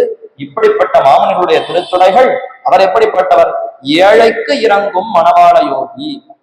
ரொம்ப அவர் கருணையோடு இருக்கிறார். வாஸ்தவம் எல்லாருக்கும் இறங்குவார். பெரியவர்களுக்கு தான் இறங்குவாரா? பிரதிபாதி பயங்கர மன்னனை போல சிறந்த ஞானிகளுக்கு தான் அவர் இறங்குவாரான்னா ஏழைக்கு இறங்குவார். ஏதலன் ஏழை ஏதலன் கீழ்மகன் என்னாது இறங்கி என்று ராம்பிரான் ஏதும் தெரியாத குகனோடு தோழமை கொண்டாரே. ஆனா குகனிடத்துல கைங்கரியம் கொண்டாரா? குகனோடு தோழன்னு சொன்னார். அவர் சமர்ப்பித்த ஏதான ஒரு வஸ்துவை ஏத்துண்டாராமா? அதெல்லாம் முடியாது, நான் எந்த விரதம் வச்சுட்டு இருக்கேன், காட்டுக்கு வரும்பொழுது எந்த சுகத்தையும் ஏற்றுக்கொள்வதில்லை, போகம் இல்லைன்னு தள்ளினார். அப்படி சொன்னவரை சபரியின் இடத்துல ஏற்றுக்கொண்டிருக்கலாமா? இதோ ரொம்ப நாளா நீ வருவேன்னு சொல்லி கனிகள் எல்லாம் சேர்த்து வைத்திருக்கிறேன்னு கொடுத்தாருனா சுவாமி பெண் வேடு வச்சு கொடுத்தா ஏத்துக்கிறார், ஆண் வேடனான குகன் கொடுத்தா ஏத்துக்கலையேன்னா என்ன பண்றது? இவள் மதங்கருங்கிற ஆச்சாரியத்துடைய சம்பந்தத்தை பெற்றவள் சபரி. ஆச்சாரிய சம்பந்தம் இருந்து அவர் சொன்னா வாய திறக்க மாட்டான், நிச்சயம் ஏத்துக்கிறேன். வேடனுக்கு அந்த மாதிரி ஆச்சாரிய சம்பந்தம் இல்லை, அவர் கொடுத்தா எதுக்கு வாங்கிக்கணும், நீ நண்பனாயிரு போறோம்னு அதோட நிறுத்திட்டார். அப்ப இதுல இருந்து என்ன தெரிஞ்சுக்கொள்ளணும்? ஏழைக்கு இறங்குவார், தொண்டு கொடுப்பரா ஏத்துப்பறான்னா சந்தேகம். ஆனா மாமுனிகள் ஏழைக்கு இறங்கி மணவாள யோகி கேழற்ற இருகுணங்கை நெஞ்சில் வைப்போர்க்கு ஒரு காலமும் கேடில்லைய, வீணே போகாது, கேடே ஏற்படாது, கேடில் விழுப்புகள் கேசவனை என்று ஆழ்வார் தெரிவித்தார். அந்த கேசவனை காட்டிலும் மாமுனிகளுடைய அந்த இரு குரங்குன்னா இரு துடைகள், அழகான அந்த ஆச்சரியமான 2 துடைகளை நம்முடைய மனத்தில் வைப்போருக்கு, அந்த திருத்துடைகளுடைய அழக மனசுல வைத்துக் கொண்டால் நமக்கு எந்த விதமான கேடும் வராது என்று தெரிவிக்கிறார். ஒரு காலமும் கேடில்லையே, கிளரொளி மாயனை கண்ணனை தாழ்பத்தி யான் என்றும் கேடிலனேன் நம்மாழ்வார் தெரிவித்தார். அதே போல் அண்ணாவும் மாமுனிகள் திருத்துடைகள் அழகை நெஞ்சில் வைத்தோருக்கு ஒரு காலத்திலும் கேடில்லை என்று தெரிவிக்கிறார். இது அப்படியே ஆச்சரியமா திருமஞ்சன கட்டியத்துல சேவிக்கிறார்கள். எம்பெருமானாருடைய திருமஞ்சன கட்டியத்துல பார்த்தாலும் கந்தளித கதலி காண்ட கரிகர கலபங்கள் போதே அதிமிருதுல மாம்சங்களாய் விளங்குகின்ற திருத்துடைகளும் என்று சுவாமி ராமானுஜருடைய திருமஞ்சன கட்டியம். கந்தளித்த கதலி காண்டம், கதலி காண்டம் தான் வாழைத்தண்டு, நல்ல புதியதாக அப்பொழுதே பறிக்கப்பட்ட நல்ல நறுமணம் வீசக்கூடிய கந்தளித்த கதலி காண்ட கரிகர கலபங்கள் என்றால் யானையினுடைய அந்த தும்பிக்கை, அதை போன்ற அழகோடு கூடியிருப்பதான அதிமிருதுல மிகவும் மென்மை கொண்டிருக்கக்கூடிய மாம்சங்களாய் நல்ல சதை வளப்பத்தோடு இருக்கக்கூடிய விளங்குகின்ற திருத்துடைகள் என்று திருமஞ்சன கட்டியத்துல சேவிக்கப்படுகிறது. மாமுனிகளுடைய திருமஞ்சன கட்டியத்திலோ கந்தளித்த கதலி காண்ட கரிகர கலபங்களை வென்று அடி பருத்து நுனி சிறுத்து மதமதன்று மாம்சங்களாய் விளங்குகின்ற திருத்தொடைகளும் என்று ஆச்சரியமாக தெரிவிக்கிறார்கள். அதே வரியத்தான் சற்று இன்னும் கூட சேர்த்து அந்த கரிகர கலபங்களை வென்று அதை தோற்கடித்து இவருடைய அந்த அடி பருத்து நுனி சிறுத்து, தொடை ஆரம்பிக்கிற இடத்துல சற்று பருத்து இருக்கணும், நுனியில அது சிறுத்து இருக்க வேண்டும், மதமதன்று மாம்சங்களாய் விளங்குகின்ற திருத்தொடைகளும் என்று ஆச்சரியமா இவருடைய அந்த தனியெல்லாம் அமைந்திருக்கிறது. நம்முடைய பார்சாதி பெருமாளுடைய திருமஞ்சன கட்டியத்துல கூட ரம்பா ஸ்தம்பாதி கம்பீரமான திருத்தொடைகளும் இருக்கிறதே. அது எங்க இருக்கிறதுன்னா அர்ச்சிராதிங்கிற அந்த கிரந்தம், பிள்ளலோபாச்சார அருளி செய்த அர்ச்சிராதிங்கிற கிரந்தத்துல 3ஆம் பிரகரணத்துல அமைந்திருக்கக்கூடிய அந்த வரி அதை அப்படியே இந்த கட்டியத்துல சேர்த்திருக்கிறார்கள். ரம்பா ஸ்தம்பம்னா வாழை மரம், வாழை மரத்தினுடைய பகுதி வாழைத்தண்டு, அதை விட மிகவும் கம்பீரமான திருத்தொடைகள் அது எம்பெருமானுக்கு இருக்கட்டும். ஆனா மாமனிகளுக்கு அதை வென்று அடிபருத்து நுனி சிறுத்து மதமதன்று மாம்சங்களாய் விளங்குகின்ற திருத்துடைகளும் என்று காட்டுகிறார். அப்படிப்பட்ட திருத்துடையை நெஞ்சில் வைப்போருக்கு, மனதில் வைத்த அடியேனுக்கு ஒரு காலம் கேடில்லையே, எனக்கு கேடுங்கிறது இனிமே வரவே வராதுன்னு ஆச்சரியமா தெரிவிக்கிறார். இது 2வது பாசுரத்துடைய அனுபவம். மேற்கொண்டு தேனமர மாலை மணவாள யோகி திருமருங்கு வீணமில்லாத இளமையினாரும் எழு சகனம் வானிலை வைத்த துவர் ஆடை இன்றன் மனத்தை விட்டு தான் அகலாமல் என யூழி காலமும் தாங்கியவே. எல்லா காலத்துக்கும் என்ன தாங்கியதுங்கிற சுவாமி இந்த உலகத்துல தரிக்கணுமா வேண்டாமா? நம்முடைய கர்மத்தை எல்லாம் போக்கிடுறது வாஸ்தவம். எனக்கு நீ கேடே இல்லை, நான் எதை கொண்டு தரிப்பது? ஏன்னா ஆகாரம் வேண்டும், நல்ல ஏதான உணவு உண்டால் தானே தரிக்க முடியும்னா நீ ஏன் கவலைப்படுற? உனக்கு வேண்டிய அனுபவத்தை மாமுனிகளே கொடுத்து உன்னை தரிக்க வைப்பார். ஊழி காலமும் தாங்கியவே. நீ எத்தனை காலம் இருக்கணும்னு ஆசைப்படுறியோ அத்தனை காலத்துக்கும் மாமுனிகளே உன்னை தாங்கிக் கொள்ளுவார். தான் அகலாமல், நாம் அவர் விட்டு அகல வேண்டாம், அவர் நம்மை விட்டு அகலாமல் எனையூழி காலமும் தாங்கியவே என்று தெரிவிக்கிறார். பிரதிபாதி பயங்கரத்துடைய அவருடைய உள்ளமானது அப்படி போய் அவரிடத்துல சேர்ந்து விட்டதாம். எதை அனுபவிக்கிறார்? இடைப்பகுதி திருமருங்கும் திருத்துவர் ஆடையும் இடைப்பகுதி, அதற்கு மேல சாத்தி இருக்கக்கூடிய அந்தி போல் நிறத்தாடை காஷாய வஸ்திரத்தை அனுபவிக்கிறார். தேனமர் மாலை மணவாள யோகி. தேனமர் சோலை மாடமாமையிலை திருவல்லிக்கேணி கண்டேனேன்னு திவதேசத்தை அனுபவிக்கும் பொழுது தேனீக்கள் தேன் வண்டுகள் மொய்க்கக்கூடிய சோலைன்னு தெரிவித்தார் தேனமர் சோலை. அதே மாதிரி இங்க தேனமர் மாலைனா தேனீக்கள் மொய்த்து கொண்டிருக்கக்கூடிய தேன் பிரவகிக்கக்கூடிய ஆச்சரியமான நறுமணம் மிக்க மாலைய மணவாள மாமனிகள் சாத்தி கொண்டிருக்கிறார். மணவாள யோகி திருமருங்கும் உயர்ந்த இடுப்பும் இடையும் வீணமில்லாத அப்படின்னா பலவீனம் இல்லாத, ரொம்ப பலவீனமா இருக்கு அப்படி இல்லையா, நல்ல ஆரோக்கியத்தோடு இருக்கு, குறைவில்லாமல் இருக்கு. வீணமில்லாத இளமையின் ஆறும், நல்ல இளமை பருவத்தோடு தகுந்த அந்த சக்தி ஆரோக்கியத்தோடு கூடியிருக்கக்கூடிய அவருடைய இடை பிரதேசம் அப்படி அமைந்திருக்கிறது. ஆச்சரியமான இடை அழகோடு கூடியிருக்கிறார். எழில் சகனம், சகனம்ங்கிறது பிருஷ்டபாகம், அமர்ந்திருக்கிறாரா மணவாள மாமனிகள். அப்ப நன்கு அமர்ந்திருக்கக்கூடிய அந்த பின்பக்கம், அதுதான் எழில் சகனம். அழகிய பிட்டமும், உட்காரும் போது தரையில் பதியும் இடம், அந்த பின்பாகம் ரொம்ப ஆச்சரியமாக அமைந்திருக்கிறது. எழில் சகனமும் வானிலை உய்த்த துவராடை, அவருடைய இடுப்புல சார்த்தி கொண்டிருக்கக்கூடிய அந்த வஸ்திரம் துவராடை. துவராடை உடுத்து ஒரு செண்டு சிலுப்பின்னு ஆழ்வார் தெரிவிக்கும் பொழுது, கண்ணனே அந்தி போல் நிறத்தாடை அழகான அந்த காஷாய வஸ்திரத்தை சாத்தி கொண்டிருக்கிறார்னு சொல்றார். அது மாதிரி இப்ப மாமுனிகள் சாத்தி கொண்டிருக்கக்கூடிய அந்த வஸ்திரம் வானிலை உய்த்த துவராடைனா, இதை சேவித்தாலே போருமா, நமக்கு நிச்சயம் பரமபதம் உண்டுன்னு முடிவு பண்ணிடலாம். மாமுனிகளுடைய அந்த வஸ்திர அழகு இருக்கே, அதை சேவித்தாலே, இப்பேற்பட்ட இவருடைய இந்த காஷாய வஸ்திரத்தை சேவிப்பதினாலேயே நமக்கு விண்ணுலகு நிச்சயம் என்று உறுதி கொள்ளலாமா. வானிலை உய்த்த துவராடை இன்று அகலாமல், இப்பொழுது நான் சேவிக்கும் பொழுது என் மனம் விட்டு தான் அகலாமல், அடியேன் உள்ளம் விட்டு என்னை நீங்காமல் இருந்து. நான் அவரை பத்தின்றேன்னு ஸ்வகர ஸ்வீகாரத்தை சொல்லல, என் மனசு அவரிடத்துல போனது, அவர் என்னை விட்டு நீங்காமல் இப்ப என்ன பற்றி கொண்டிருக்கிறார். இன்று அகலாமல் என்னை ஊழி காலமும் தாங்கியவன் நெடுங்காலமும், இதுதான் என்ன தாங்கி கொண்டிருக்கிறது. அடியேனை காக்கும் பாரத்தை தாமே கொண்டிருக்கிறார். நான் என்ன ரட்சிக்கணுங்கிறதெல்லாம் போய் அவரே என்னை ரட்சித்துக் கொண்டிருக்கிறார். கல்லவழும் மலரிட்டு நீரிறைஞ்சுமின் என்று எம்பெருமானுக்கு நல்ல நறுமணம் மிக்க வாசனை உள்ள புஷ்பங்களை சமர்ப்பிக்கணும்னு சொன்னாரா. அப்படி எம்பெருமானுக்கு சமர்ப்பித்தா அவர் என்ன பண்ணுவார்.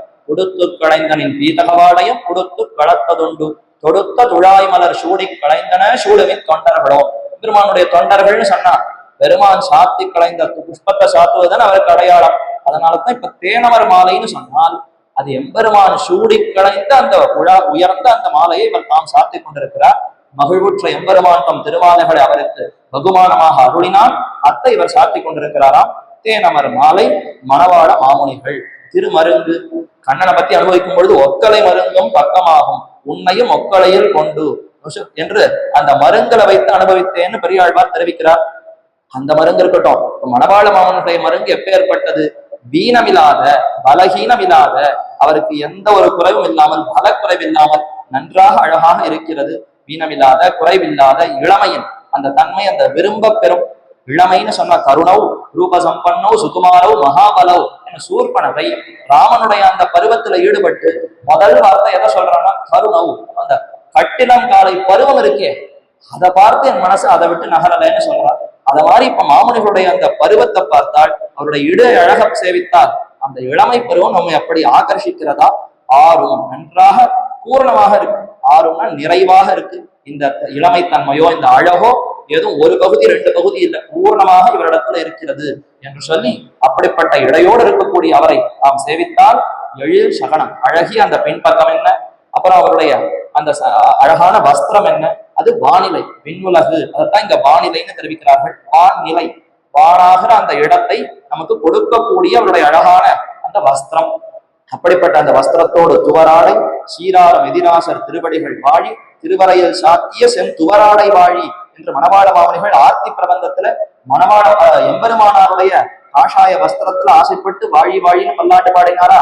அதே போல இப்ப மணவாள மாமனோட துவராடைய சேவித்தால் பாங்காக ஆஜங்கம் கழைத்துடுத்த அந்தி போல் நிறத்தாடையும். இது ராமானுசருடைய திருவஞ்சன கட்டியம்.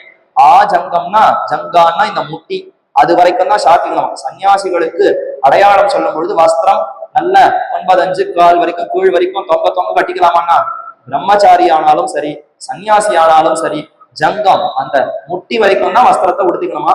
பாங்காக ஆஜங்கம் கழைத்து உடுத்த அந்தி போல் நிறத்தாடையும். திருவரையில் கடி தொடங்கி கணைக்கால்கள் நடுவளவும் உள்ளுள்ள வடிவழகுக்கு அத்தியந்த பிரகாசமாய் பொருத்தமுடன் தரித்திருந்த கமனீய காஷாயமும். இது மணவாள மாமனிகளுடைய திருமஞ்சன கட்டியத்துல இன்னும் ஆச்சரியமா தெரிவிக்கப்படுகிறது.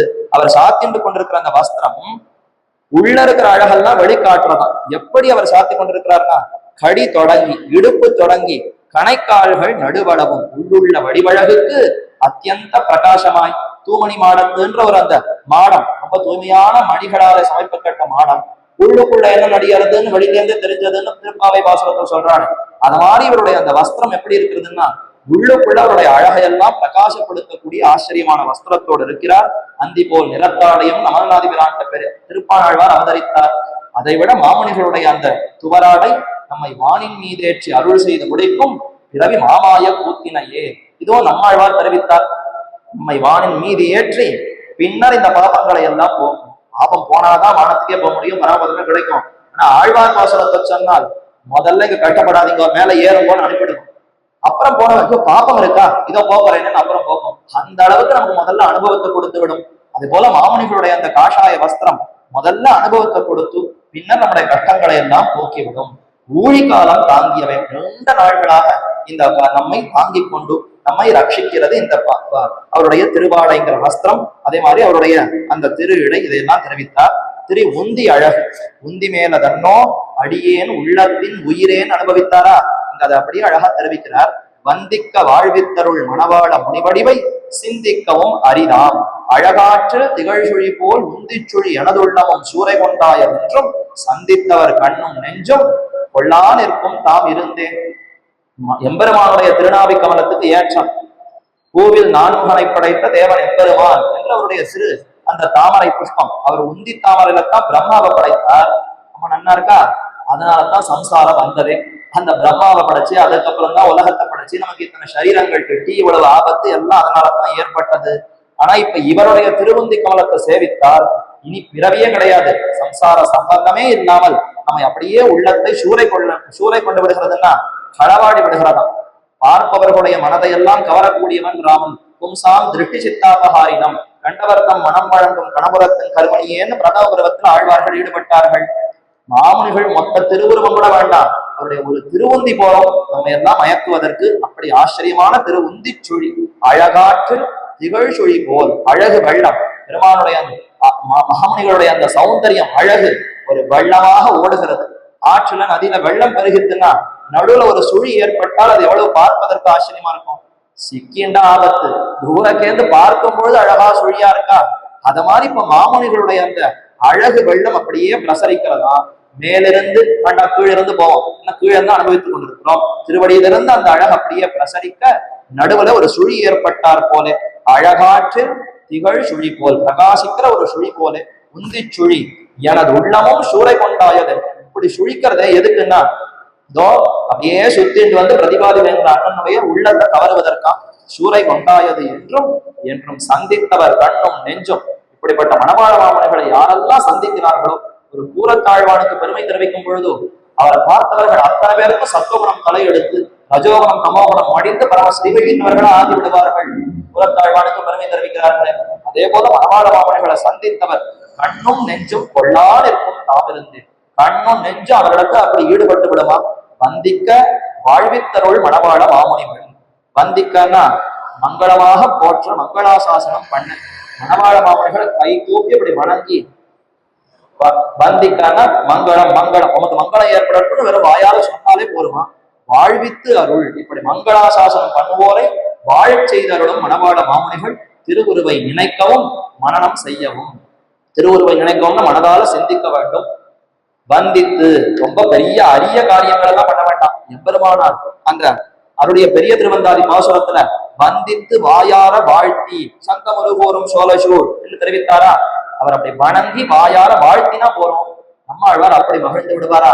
அதே மாதிரி மணவாள மாமனிகளையும் இப்படி வணங்கி மொத்த மங்களம் ஏற்பட வேண்டும்னு சொன்னால் போருமா. அப்படி மகிழ்ந்து விடுவார். வந்தித்தவர்களை வாழ்விக்க கூடியவர். தாழ்ச்சி மற்றெங்கும் தவிர்த்து நின் தாடினை கீழ் வாழ்ச்சி யான் சேரும் வகை அருளாய் என்று நம்மாழ்வார் எம்பெருமானிடத்துல பிரார்த்தித்தார். பிரார்த்தித்து பெற்றார். இங்க வந்தித்தால் அடுத்த நிமிஷம் மணவாள மாமனிகள் வாழ்ச்சியை கொடுத்துடுவார். பிரார்த்திக்கவே வேண்டாம், நமக்கு ஒண்ணுமே தெரியாது. போய் மணவாள மாமனி எல்லாரும் போயிட்டு இருக்கா, நாமும் அப்படி கையை கூப்பி கொண்டு ஜெய விஜயி பவா பரவரமணியே சேரம் ஒரு வார்த்தை சொன்னால் போதும், அடுத்த நிமிஷம் நமக்கு வாழ்ச்சி கிடைத்துவிடும். அருள் மணவாள முனி அருளே வடிவெடுத்தார் போலே வந்து மணவாள மாமனிகள் இருக்கிறார். எக்காலமும் அருளும் மணவாள மாமுனி. அருள் மணவாள மாமுனினா ஊறுகாய் போலே, ஊறின காய் ஊறும் காய் ஊறி கொண்டிருக்கும் காய் இனிமேலும் ஊறப்போகிற காயா. அதே மாதிரி அருள் மணவாள மாமுனின்னா எப்பொழுதோ நிறைய அருளை பொழிந்தவர், அருளை பொழிந்து கொண்டே இருப்பவர், இனி மேலும் அருள் பொழியக்கூடியவர் என்று வச்சுக்கலாம். அப்ப முக்காலத்திலும் அருளக்கூடிய மணவாள மாமுனிகள் என்று அருளே வடிவான மணவாள மாமுனிகளுடைய அந்த திருவேணியில அழகாற்றல் திகழ் சுழி போல் அந்த உந்தி சுழி எனது உள்ளமும் சூறை கொண்டாயது.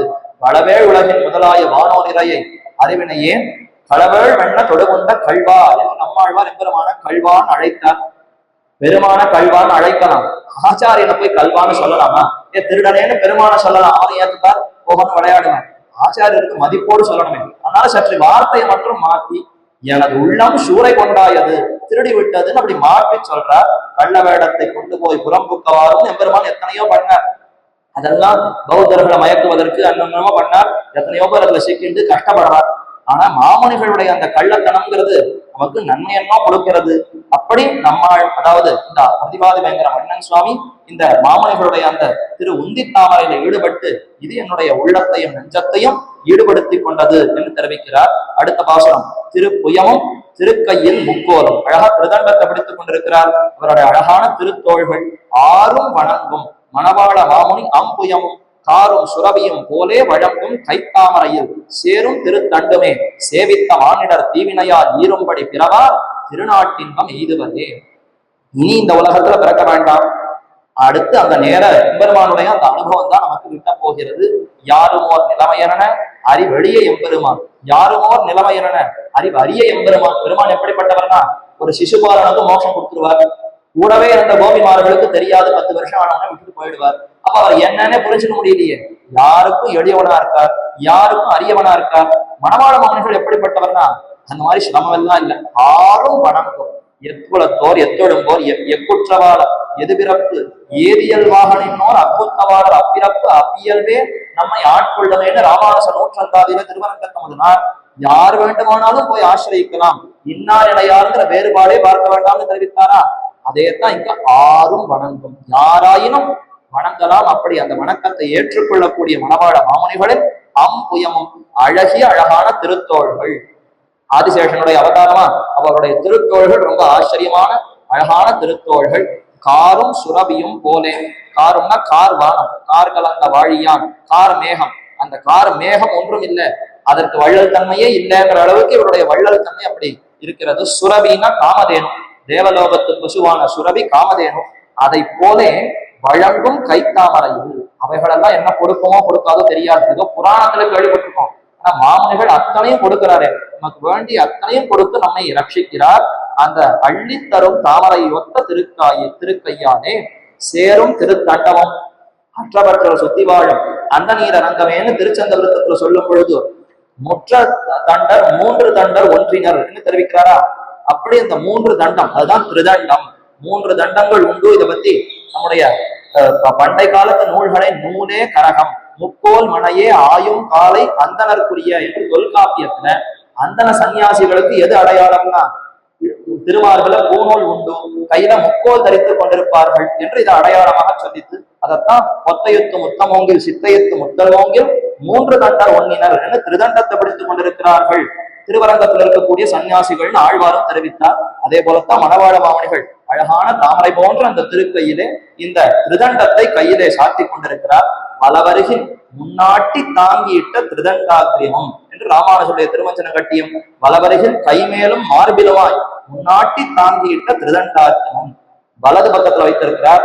கை மேலும் மார்பு மேலும் அப்படி சாத்தி கொண்டு அற்புதமாக சேவை சாதிக்கிறார். தண்டத்ரயோஜ்வலகரம் விமலோபவீதம் என்று உடையவருடைய அந்த தியான ஸ்லோகத்தில் அமைந்திருக்கிறது. திரிஜகத் புண்ணியபலம் திருதண்டஹஸ்தம் என்று எதிராஜ சப்தத்திலும் தெரிவிக்கிறார். இப்படியாக அனைத்து அந்த அழகோடு கூடியிருக்கக்கூடிய திருதண்டத்தை எம்பெருமான், அதாவது மணவாள மாமுனிகள் கையிலே வைத்துக் கொண்டிருக்கிறார். உரையா வெண்ணோய் தவிர அருள் நீர் முடியானை நிறைய வல்லார் நீடுலகத்து பிறவாரே. யாரெல்லாம் இந்த பாசுரங்களை கற்கிறார்களோ 8ஆம் பத்து 3ஆம் திருவாய்மொழி அதை கற்கிறவர்கள் நிறைய வல்லார் நீடுலகத்து பிறவாரை. இந்த உலகத்துல பிறக்க வேண்டாம், பிறக்க மாட்டான்னு சொன்னார். இப்ப என்ன ஆவார்னா பலனே சொல்லலையே, பிறக்க மாட்டான்னு என்ன ஆவா? அதுதான் இங்க சொல்லும் பொழுது தீவினையால் ஈரும்படி பிறவார் திருநாட்டு இன்பம் எய்துவாரே.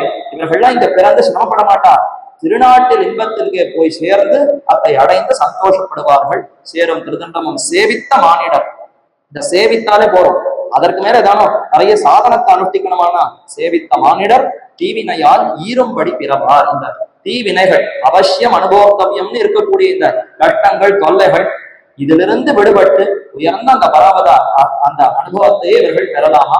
அது இந்த பாசுரத்தில் தெரிவித்தார். திருமார்பு தாமரை மணிமாலை. அடுத்த பாசுரத்துல தடன் கொண்ட கோயில் மணவாள மாமுனி தாமரைத்தார் வடங்கொண்ட மார்பினில் வன்புரி நூலும் எனது நெஞ்சில் இடங்கொண்டு அடங்க எழுதி வைத்தேன். இனி வல்வினைகாள் இடங்கொண்டு நீசரதம் தேகத்தில் ஏகிடும் ஈதரவே என்று ஆச்சரியமா இதில் தெரிவிக்கிறார் பெரியாழ்வார். நெய்க்குடத்தை பற்றி ஏறும் எறும்புகள் போலுங்கிற அந்த பதிகத்துல இந்த நோய்கள் வல்வினைகள் எல்லாம் இனிமே என்ன ஒன்றும் செய்யாது. மங்கப்படா வண்ணம் கோமின் சிங்கப்பிரான் சேரும் திருக்கோயில் மங்கிய வல்வினை நோய்கள் உமக்கோர் வல்வினை கண்டீர் இங்கு புகேன்மின் புகேன்மின் எழுதண்டு கண்ணீர் புகேன்மின் சிங்கப்பிரானவனம்மான் சேரும் திருக்கோயில் கண்டீர் பங்கப்படாது உய்யப்போமின் மாணிக்குரலுவாய் மாயனே மனக்குள்ளே பேணி புணர்ந்து புத வைத்துக் கொண்டேன் வல்வின வலிவன் குறும்பர்கள் உள்ளீர் ஆணிக்க வேண்டாம் நடமைன்ற அந்த பதிகத்துல இந்த வினைகள் நோய்கள் எல்லாம் இனிமே என்னை சாராது, பெருமானுடைய திருக்கோயிலாக இந்த உள்ளத்தை அமைத்துக் கொண்டேன்னு தெரிவித்தாரா? அதே போலத்தான் இப்ப மாமுனிகளையே எழுந்துள்ள பண்ணி கொண்டிருக்கக்கூடிய திருக்கோயில் நிச்சயமா இந்த வல்வினைகள் என்னை ஏதும் செய்யாது. மாமுனிகள் எப்படிப்பட்டவர்? கடம் கொண்ட கோயில் மணவாள மாமுனி. கடம்னா பெருமையம், பெருமை கொண்டிருக்கக்கூடிய, பெருமை சிறிதும் நீங்காமல் இருந்து எப்பொழுதும் இருக்கக்கூடிய கோயில் திருவரங்க கஷேத்திரம் மணவாள மாமுனிகள். கோயில் மணவாள மாமுனி தாமரைத்தார் ஏ கண்டலக்ன துளசி நளினாட்ச மாலாகா என்று ஸ்ரீ வைஷ்ணவர்களுக்கு அடையாளம் சொல்லும் பொழுது கழுத்திலே தாமரை மணிமாலைகளை சாற்றி கொண்டிருக்க வேண்டும். பைங்கமல தந்தரியல் பட்டர்விரான் என்று பெரிய ஆழ்வார் அழகான குளிர்ந்த தாமரை மாலையை அணிவித்துக் கொண்டிருந்தார். ஆழ்வார்கள் ஆச்சாரியர்கள் எல்லாம் அந்த தாமரை மாலையை அணிந்து கொண்டிருக்கிறார்களா? அதே போல மணவாள மாமுனிகளும் அழகா தம்முடைய திருமார்பிலே அந்த தாமரை மணிமாலையை சாத்தி கொண்டிருக்கிறார். வடம் கொண்ட மார்பினில் தாமரைத்தார் வடம், தாமரை மணிகளாலே ஆன மாலையை திருமார்பிலை சாத்தி கொண்டு வன்புரி நூலும் அழகான அந்த வெண்மை நிறத்தில் இருக்கக்கூடிய ஆச்சரியமான அந்த உபவீதம் அத்தையும் சாத்தி கொண்டிருக்கிறார். வன்புரி நூலும் அழகான விமலோ உபவீதமும். வன்புரினா ரொம்ப விமலமாக தூய்மையாக இருக்கக்கூடிய வன்புரி நூலும் எனது நெஞ்சில் இடம் கொண்டு. இந்த இரண்டு அழகு அவருடைய தாமரை மாலைகள் சாத்தி கொண்டிருக்கிற திருமார்பென்ன, அதே மாதிரி அவருடைய இந்த திரு முப்புரி நூல் என்ன, இதை சேவித்த அடியே எழுதி வைத்தேன். என்னால் அதாவது அந்த திருப்பல்லாண்டுல ஆழ்வார் தெரிவிக்கும் பொழுது என்னாலே நாம் என்னால் எப்பெருமான் உங்களுக்கு அடியோம் என்று எழுத்துப்பட்ட அந்நாளேன்னு தெரிவித்தாரு. என்று இந்த ஜீவாத்மா உனக்கே அடிமைப்பட்டதுன்னு நான் தெரிந்து கொண்டேனோ அன்றிலிருந்து உன்னை விட்டு நீங்க போகுதில்லைன்னு தெரிவித்தாரா? அதே மாதிரி இங்க எழுதி கொண்டேன்னு என்ன அர்த்தம்? உமக்கே அற்று தீர்ந்தவன் எழுதிவிட்டேன், இனி வேற இடம் போக போவதில்லைன்னு இவர் அப்படி தெரிவிக்கிறார். ஆக உமக்கே எழுதி வைத்தேன், உள்ளத்தில் எழுதி வைத்தேன், நன்றாக இனி கல்வெட்டு பதிக்கிற மாதிரி எழுதி வைத்து விட்டேன். இனி தீதரவே வருங்காலத்தில் நம் பக்கம் தீவினை நீங்கவே நீங்காது, அதாவது தீவினை ஒட்டவே ஒட்டாது. இடம் கொண்டு நீசரதம் தேகத்தில் ஏகிடும். நம்முடைய பாவங்கள்ல நம்மை ஹிம்சிக்காதுன்னா என்ன ஆகுமா? அதாவது தீயவர்கள் அதுக்கு எத்தனையோ பேர் உலகத்து ஆள் இல்லையான்னு மணவாள மாமனிகளை பற்றி விட்டேன். இனி இந்த குற்றங்கள் தோஷங்கள் என்ன படுத்தாது. அப்ப அதற்கெல்லாம் எங்க போய் படுத்தோம்? அதுக்கும் ஆகாரம் வேணுமே. இத்தனை காலம் நம்மோடு சேர்ந்து இருந்தது, திடீர்னு நடந்தா அது எங்க போவோம்னா உலகத்துல மனுஷர்களுக்கு பஞ்சமா என்ன? யாரோ தீயவர்கள் தாழ்ந்தவர்கள் இருக்கா, அங்க போய் அவைகள் அந்த பட்டினியை போக்கிக் கொள்ளட்டும். நீசரதம் தேகத்தில் ஏகிடும் என்று உறுதியாக இடம் கொண்டு அவைகள் நகர்ந்து விடும் என்று ஆச்சரியமா தெரிவிக்கிறார். இந்த திருமார்பு எப்படிப்பட்டது? அந்த திருவஞ்சன கட்டியத்துல சேவிக்கும் பொழுது ஹிருதய அந்தர் நிகித பிரம்மபுர கோபுர கோபனார்த்தமிட்ட ஹாட்டகமய கபாட புடம்போல் பளபளென்று அகன்று காடபியூடமாய் பயப்பரிணாம சூச்சனாத்மமாக கொஞ்சம் தளர்ந்து போல் விளங்குகின்ற விசால விமல பக்ஷஸ்தலமும். எம்பெருமான் எழுந்துள்ள இருக்கிற கோவிலா, கோவில்னு சொன்னா ரொம்ப திடமான கதவு போடணுமே, அந்த மாதிரி ஒரு பெரிய கதவு போட்டிருக்கான். மாமனிகளுடைய திருமார்பை சேவித்தால் ரொம்ப அழகான பளபளக்கக்கூடிய ஒரு 2 கதவுகளால அப்படி மூடப்பட்டிருக்கக்கூடியது போல இருக்கிறதா. அதைத்தான் தெரிவிக்கிறார். ஹிருதய அந்தர் நிகித உள்ளத்துக்குள்ளே எழுந்துள்ள இருக்கக்கூடிய பிரம்மபுர கோபுரம். பிரம்மபுரம் ஸ்ரீவைகுண்டமே இங்க குடிவந்தார் போல எம்பெருமான் எழுந்தருள் இருக்கிறார். அதற்கு ரட்சணமாக கோபனார்த்தமாக அந்த பாதுகாக்க வேண்டும் இட்ட நாடகமய கவாடம், தங்கத்தாலேயே ஒரு தகடு வேய்ந்த ஒரு கதவுகள் இருந்தால் எப்படி ஆச்சரியமா இருக்கும். அதை போலே பலபலன்று அகன்று காடபியுடமா ரொம்ப பறந்து விசாலமா இருக்கக்கூடிய அவருடைய திருமார்பு என்று அனுபவிக்கிறார்கள். அப்படிப்பட்ட திருமார்பிலே தாமரைத்தாரையும் அதே போல முப்புரி நூலையும் சாத்தி கொண்டிருக்கக்கூடிய அந்த அழகுக்கு என்னை எழுதிவிட்டேன். இனி நான் வேற யாருக்கோ சேஷப்பட்டவன் அல்ல, இவருக்கே சேஷப்பட்டவன் என்று அத்தை இந்த பாசுரத்துல தெரிவித்தார். அடுத்து மேற்கொண்டு 7வது பாசுரம் மாமுனிகளுடைய திருவிழச்சினைகள், அவருடைய தோல்ல சேவித்தால் சங்க சக்கர முத்திரைகள் அமைந்திருக்கிறது. அதை அற்புதமாக தெரிவிக்கிறார். மங்காது உலகை அருள் மணவாள முனி மறுவார் சிங்கார மாலை திருத்தோள்களும் அவற்றை திகழும் சங்காழியும் தொழுதேத்தினேன். ஆனால் தமியனுடைய பங்காளும் கல்வினை எங்கோ கணத்தினில் பாரியவே என்று தெரிவிக்கிறார். மங்காது உலகை அருள் மணவாள முனி. இந்த மங்காதுங்கிறது ரெண்டுத்துக்கும் விசேஷமா வச்சுக்கலாம். உலகை மங்காதபடி மணவாள மாமனிகள் அருள்கிறார். இந்த உலகத்துல அவதரித்தார எதற்குன்னா, இனி இந்த உலகத்துல இருப்பவர்கள் கட்டப்படவே கூடாது, மழுங்கி போகக்கூடாது, அவர்களுக்கு எந்த குறைவும் இருக்கக்கூடாது, அவர்கள் மேலே மேலே க்ஷேமத்தை அடைய வேண்டும் என்பதற்காக அவதரித்தார். அப்ப உலகு மங்காதபடி அருள்கின்ற மணவாள மாமனிகள். இப்படி அருளிக்கொண்டே இருந்தால் இவரிடத்துல அருள் குறைந்து விடுமோ? ரொம்ப காலமா அருள் இருக்கார், ஆச்சு 650 வருஷம் ஆச்சு, கொஞ்சம் அருள் குறைஞ்சிருக்கும், போகணும்னு கொஞ்சம் ஆயாசம் எடுத்து பாருன்னா மங்காது அருள்வார். அப்படியெல்லாம் மங்கவே மாட்டார். மங்காது உலகை மங்காது அருள் மணவாள மாமுனி என்று மணவாள மாமனுடைய அருளுக்கும் இந்த மங்காதுங்கிற விசேஷணத்தை சேர்த்துக்கலாம். அப்ப எக்காலமும் அருளிக்கொண்டே இருப்பவர் மணவாள மாமுனிகள். மணவாள மாமுனி மறுவார், நல்ல வாசனை வீசக்கூடிய அழகிய சிங்கார மாலை, அழகான அந்த புஷ்ப மாலையை பெருமான், அதாவது மணவாள மாமுனிகள் சாத்தி கொண்டிருக்கிறார்.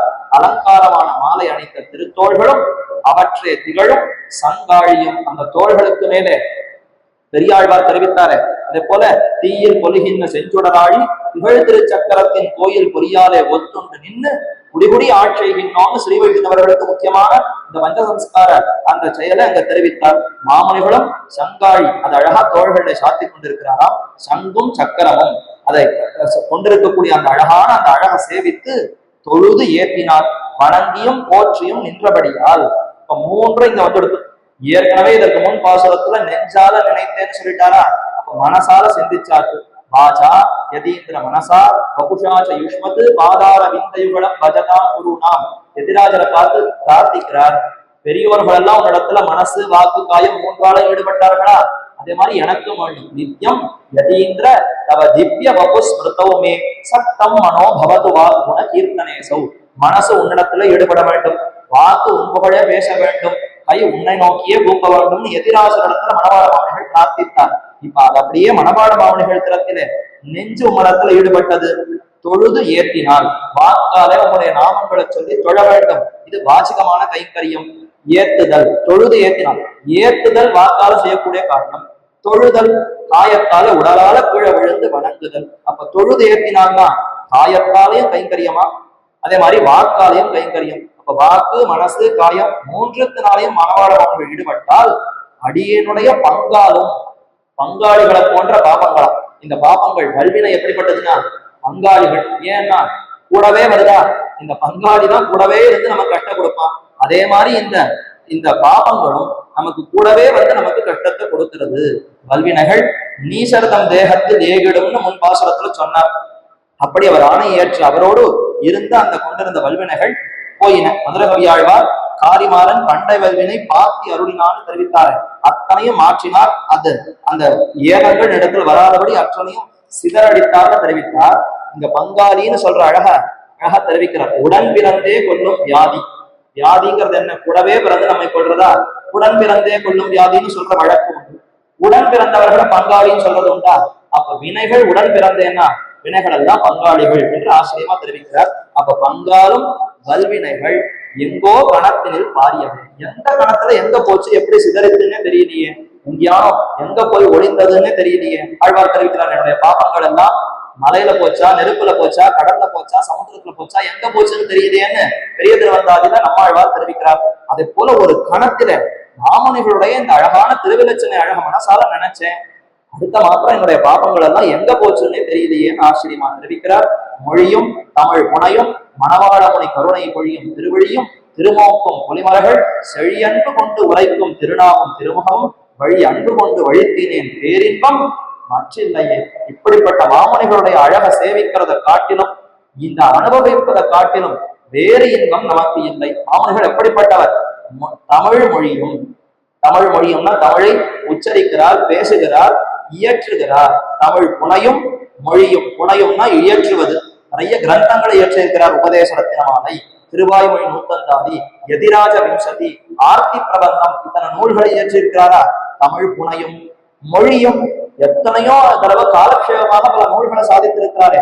ஒரு வருஷ காலம் நம்பெருமாளுக்கு ஈடு சாதித்தார். எல்லா வியாக்கியான உரைகளையும் சேர்த்து சாதித்தார். அப்ப தமிழ் புனையும் மொழியும், தமிழ் மொழி தமிழ்னு சொன்னால் இந்த திவ்ய பிரபந்தங்களையே தமிழ்னு கொள்ள வேண்டும். திராவிட வேதங்கள், அதற்கு அனுகுணமான ரகசிய கிரந்தங்கள் அனைத்தையும் தமிழ் மொழியும் புனையும் மணவாள மொழி. மணவாள மாமனுக்கு எது அடையாளம்னா, இது எப்பபாரு இதையே அருளி செய்து கொண்டு அருளி செயலே பொழுதுபோக்கும் ஆகும்படியான நம் பிள்ளைன்னு தெரிவிக்கிறார்கள்.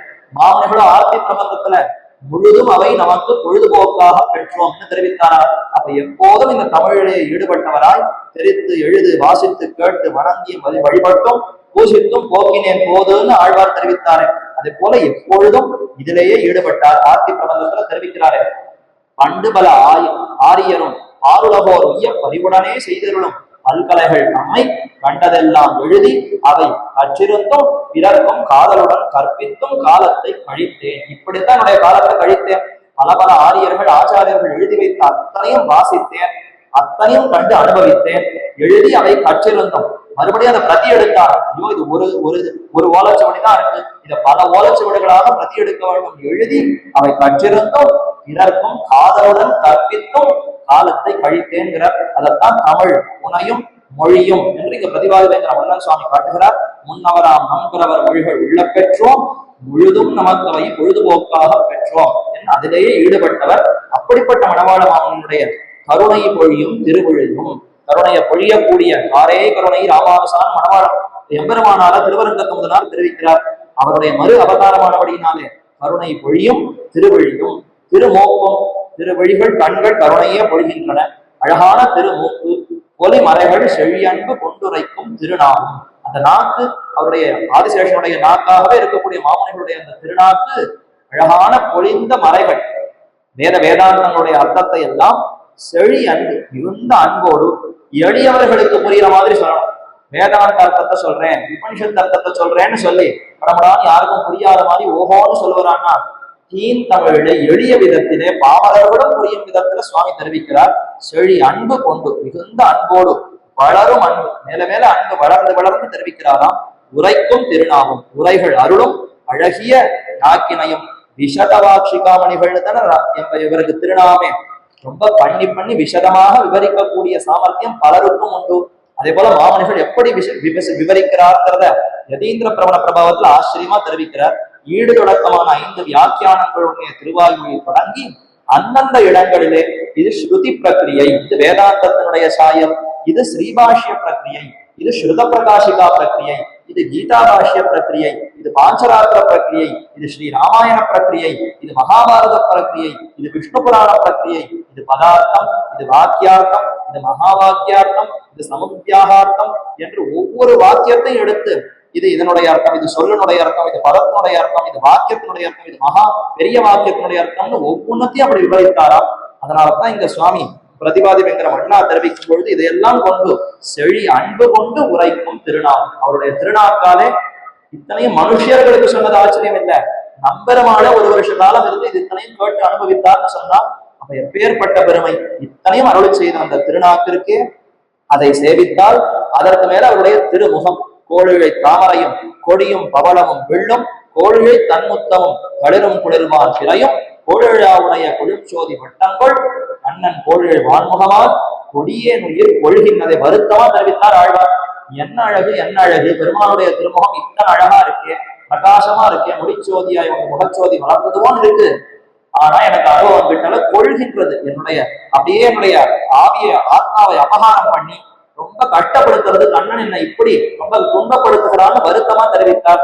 மாமுனிகளுடைய அழகு அப்படி வருத்தமே படலையா, மொத்தத்தையும் கொடுத்து ரொம்ப சந்தோஷப்படுத்துறது. அதனால இவர் ஆச்சரியமா இங்க முடிக்கும் பொழுது என்ன தெரிவிக்கிறார், கோழிழை அந்த வழி அன்பு கொண்டு வழுத்தினேன் பேரின்பம் மற்றில்லையே, இதை விட எனக்கு பேரின்பம் வேற இல்லவே இல்லை, இதை அனுபவிக்க திகட்டாத ஆனந்தத்தை எனக்கு கொடுத்து போகிறது என்று தெரிவித்து, ஒரு நாள் துறையில் அருளாவிருந்த நம் புங்கவருகோன் அருள்நல் தமிழுரை மணவாள அருமுனிவன் திருநெற்றியும் திருநாவும் நாளும் திருச்சிவையும் வருண தொழிலும் மனத்தினுள்ளே நின்று வாழ்விக்குமே.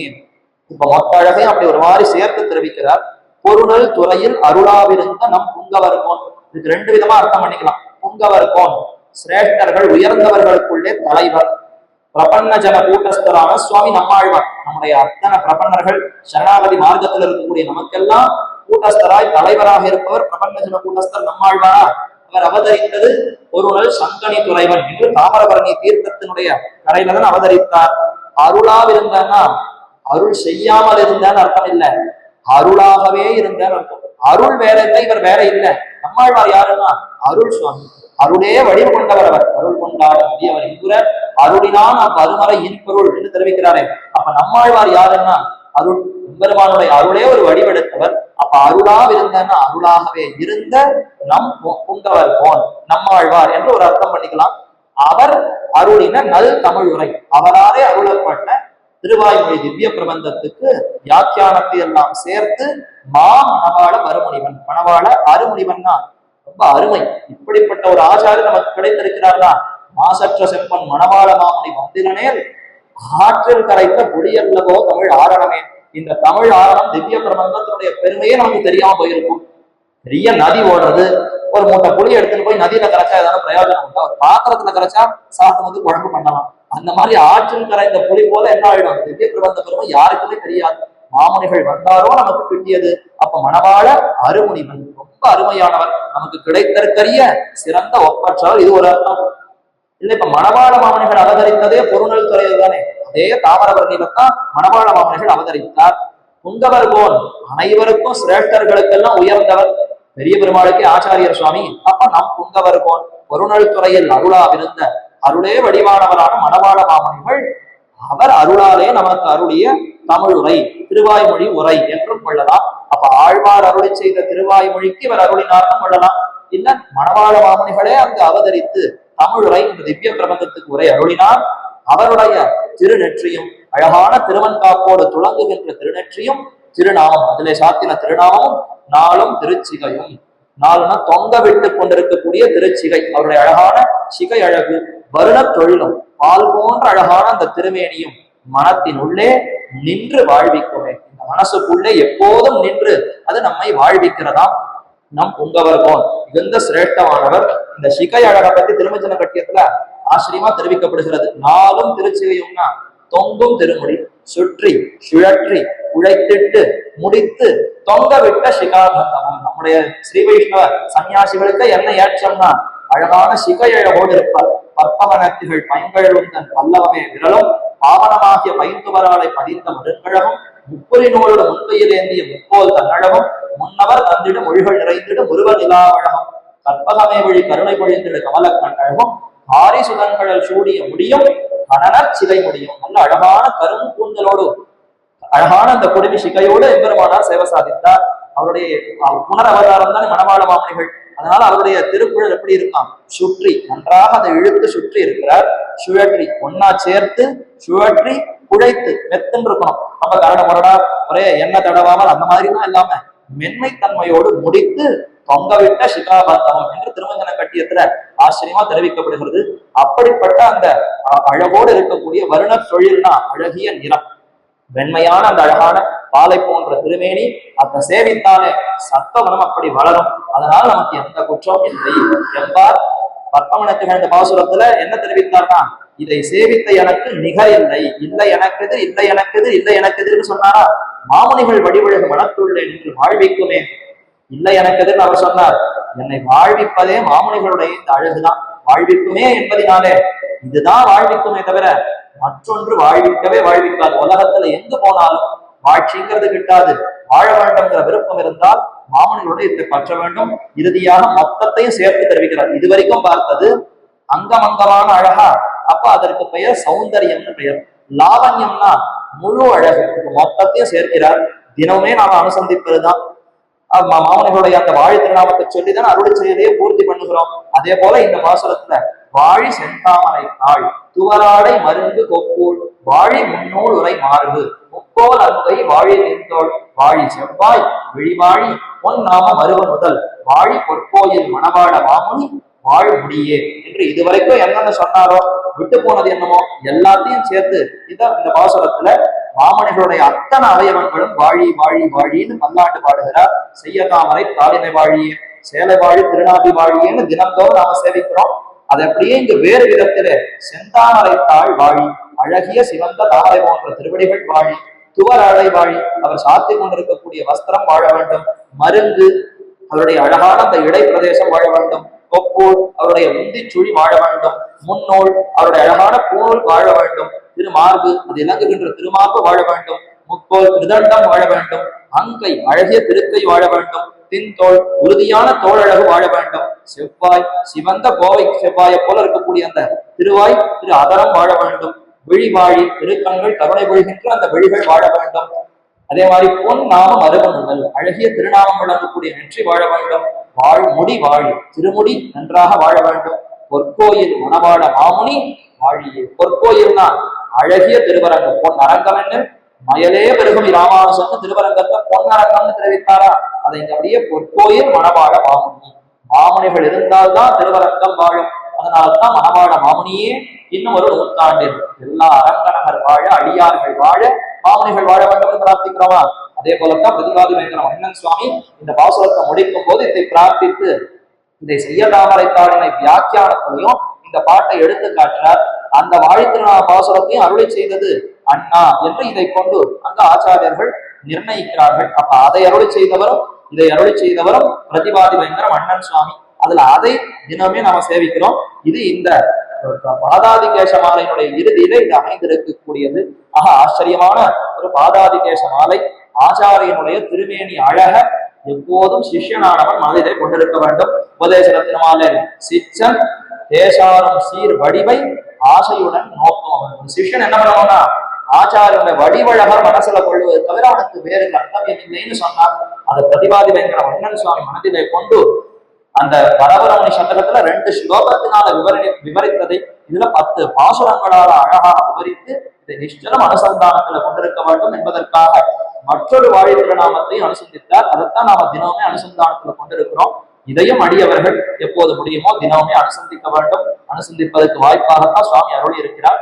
அதை அனுசந்தித்து நாமும் மணவாள மாமன்னர் திருவடிகளுக்கு பல்லாண்டு பாடுவோம் என்று கூறி கொடுத்த இந்த பெரிய மகோபகாரமான வாய்ப்புக்கு அடியனுடைய கிருத்தஜதைகளை ஆவிஷ்கரித்துக் கொண்டு எத்தனையோ பெரிய பெரிய மகனியர்கள் உபன்யசித்த இடத்துல ரொம்ப சிற்றறிவு சாழ்ந்த அறிவோடு இருக்கக்கூடிய அடியனும் இவ்விடத்துல கூப்பிட்டு 2 வார்த்தைகளை விண்ணப்பிக்க வேண்டும்னு சொன்ன பெரியவர் ராஜகோபால முருகேஷ் சுவாமி அவருக்கும் மற்றும் உண்டான இந்த நிர்வாகத்தவர்கள் அனைவருக்கும் மணமாவலை மனத்து திருவாராதன சுவாமி இங்கு எழுந்திருக்கக்கூடிய மற்றவர்களுக்கும் அடியனுடைய கிருத்தஜதைகளையும் பிரணாமங்களையும் ஆவிஷ்கரித்துக் கொண்டு சற்று நேரம் தொடர்ந்தமைக்கு சமயம் பிரார்த்தித்துக் கொண்டு அமைகிறேன். நிவாசாய பலராமானுஜாய ருக்மிணி பிராணநாதாய பார்த்தசோதாய மங்களம். ஆழ்வார் திருவடிகளேசனம் எம்பெருமானார் திருவடிகளேசனம் ஜீயர் திருவடிகளேசனம்.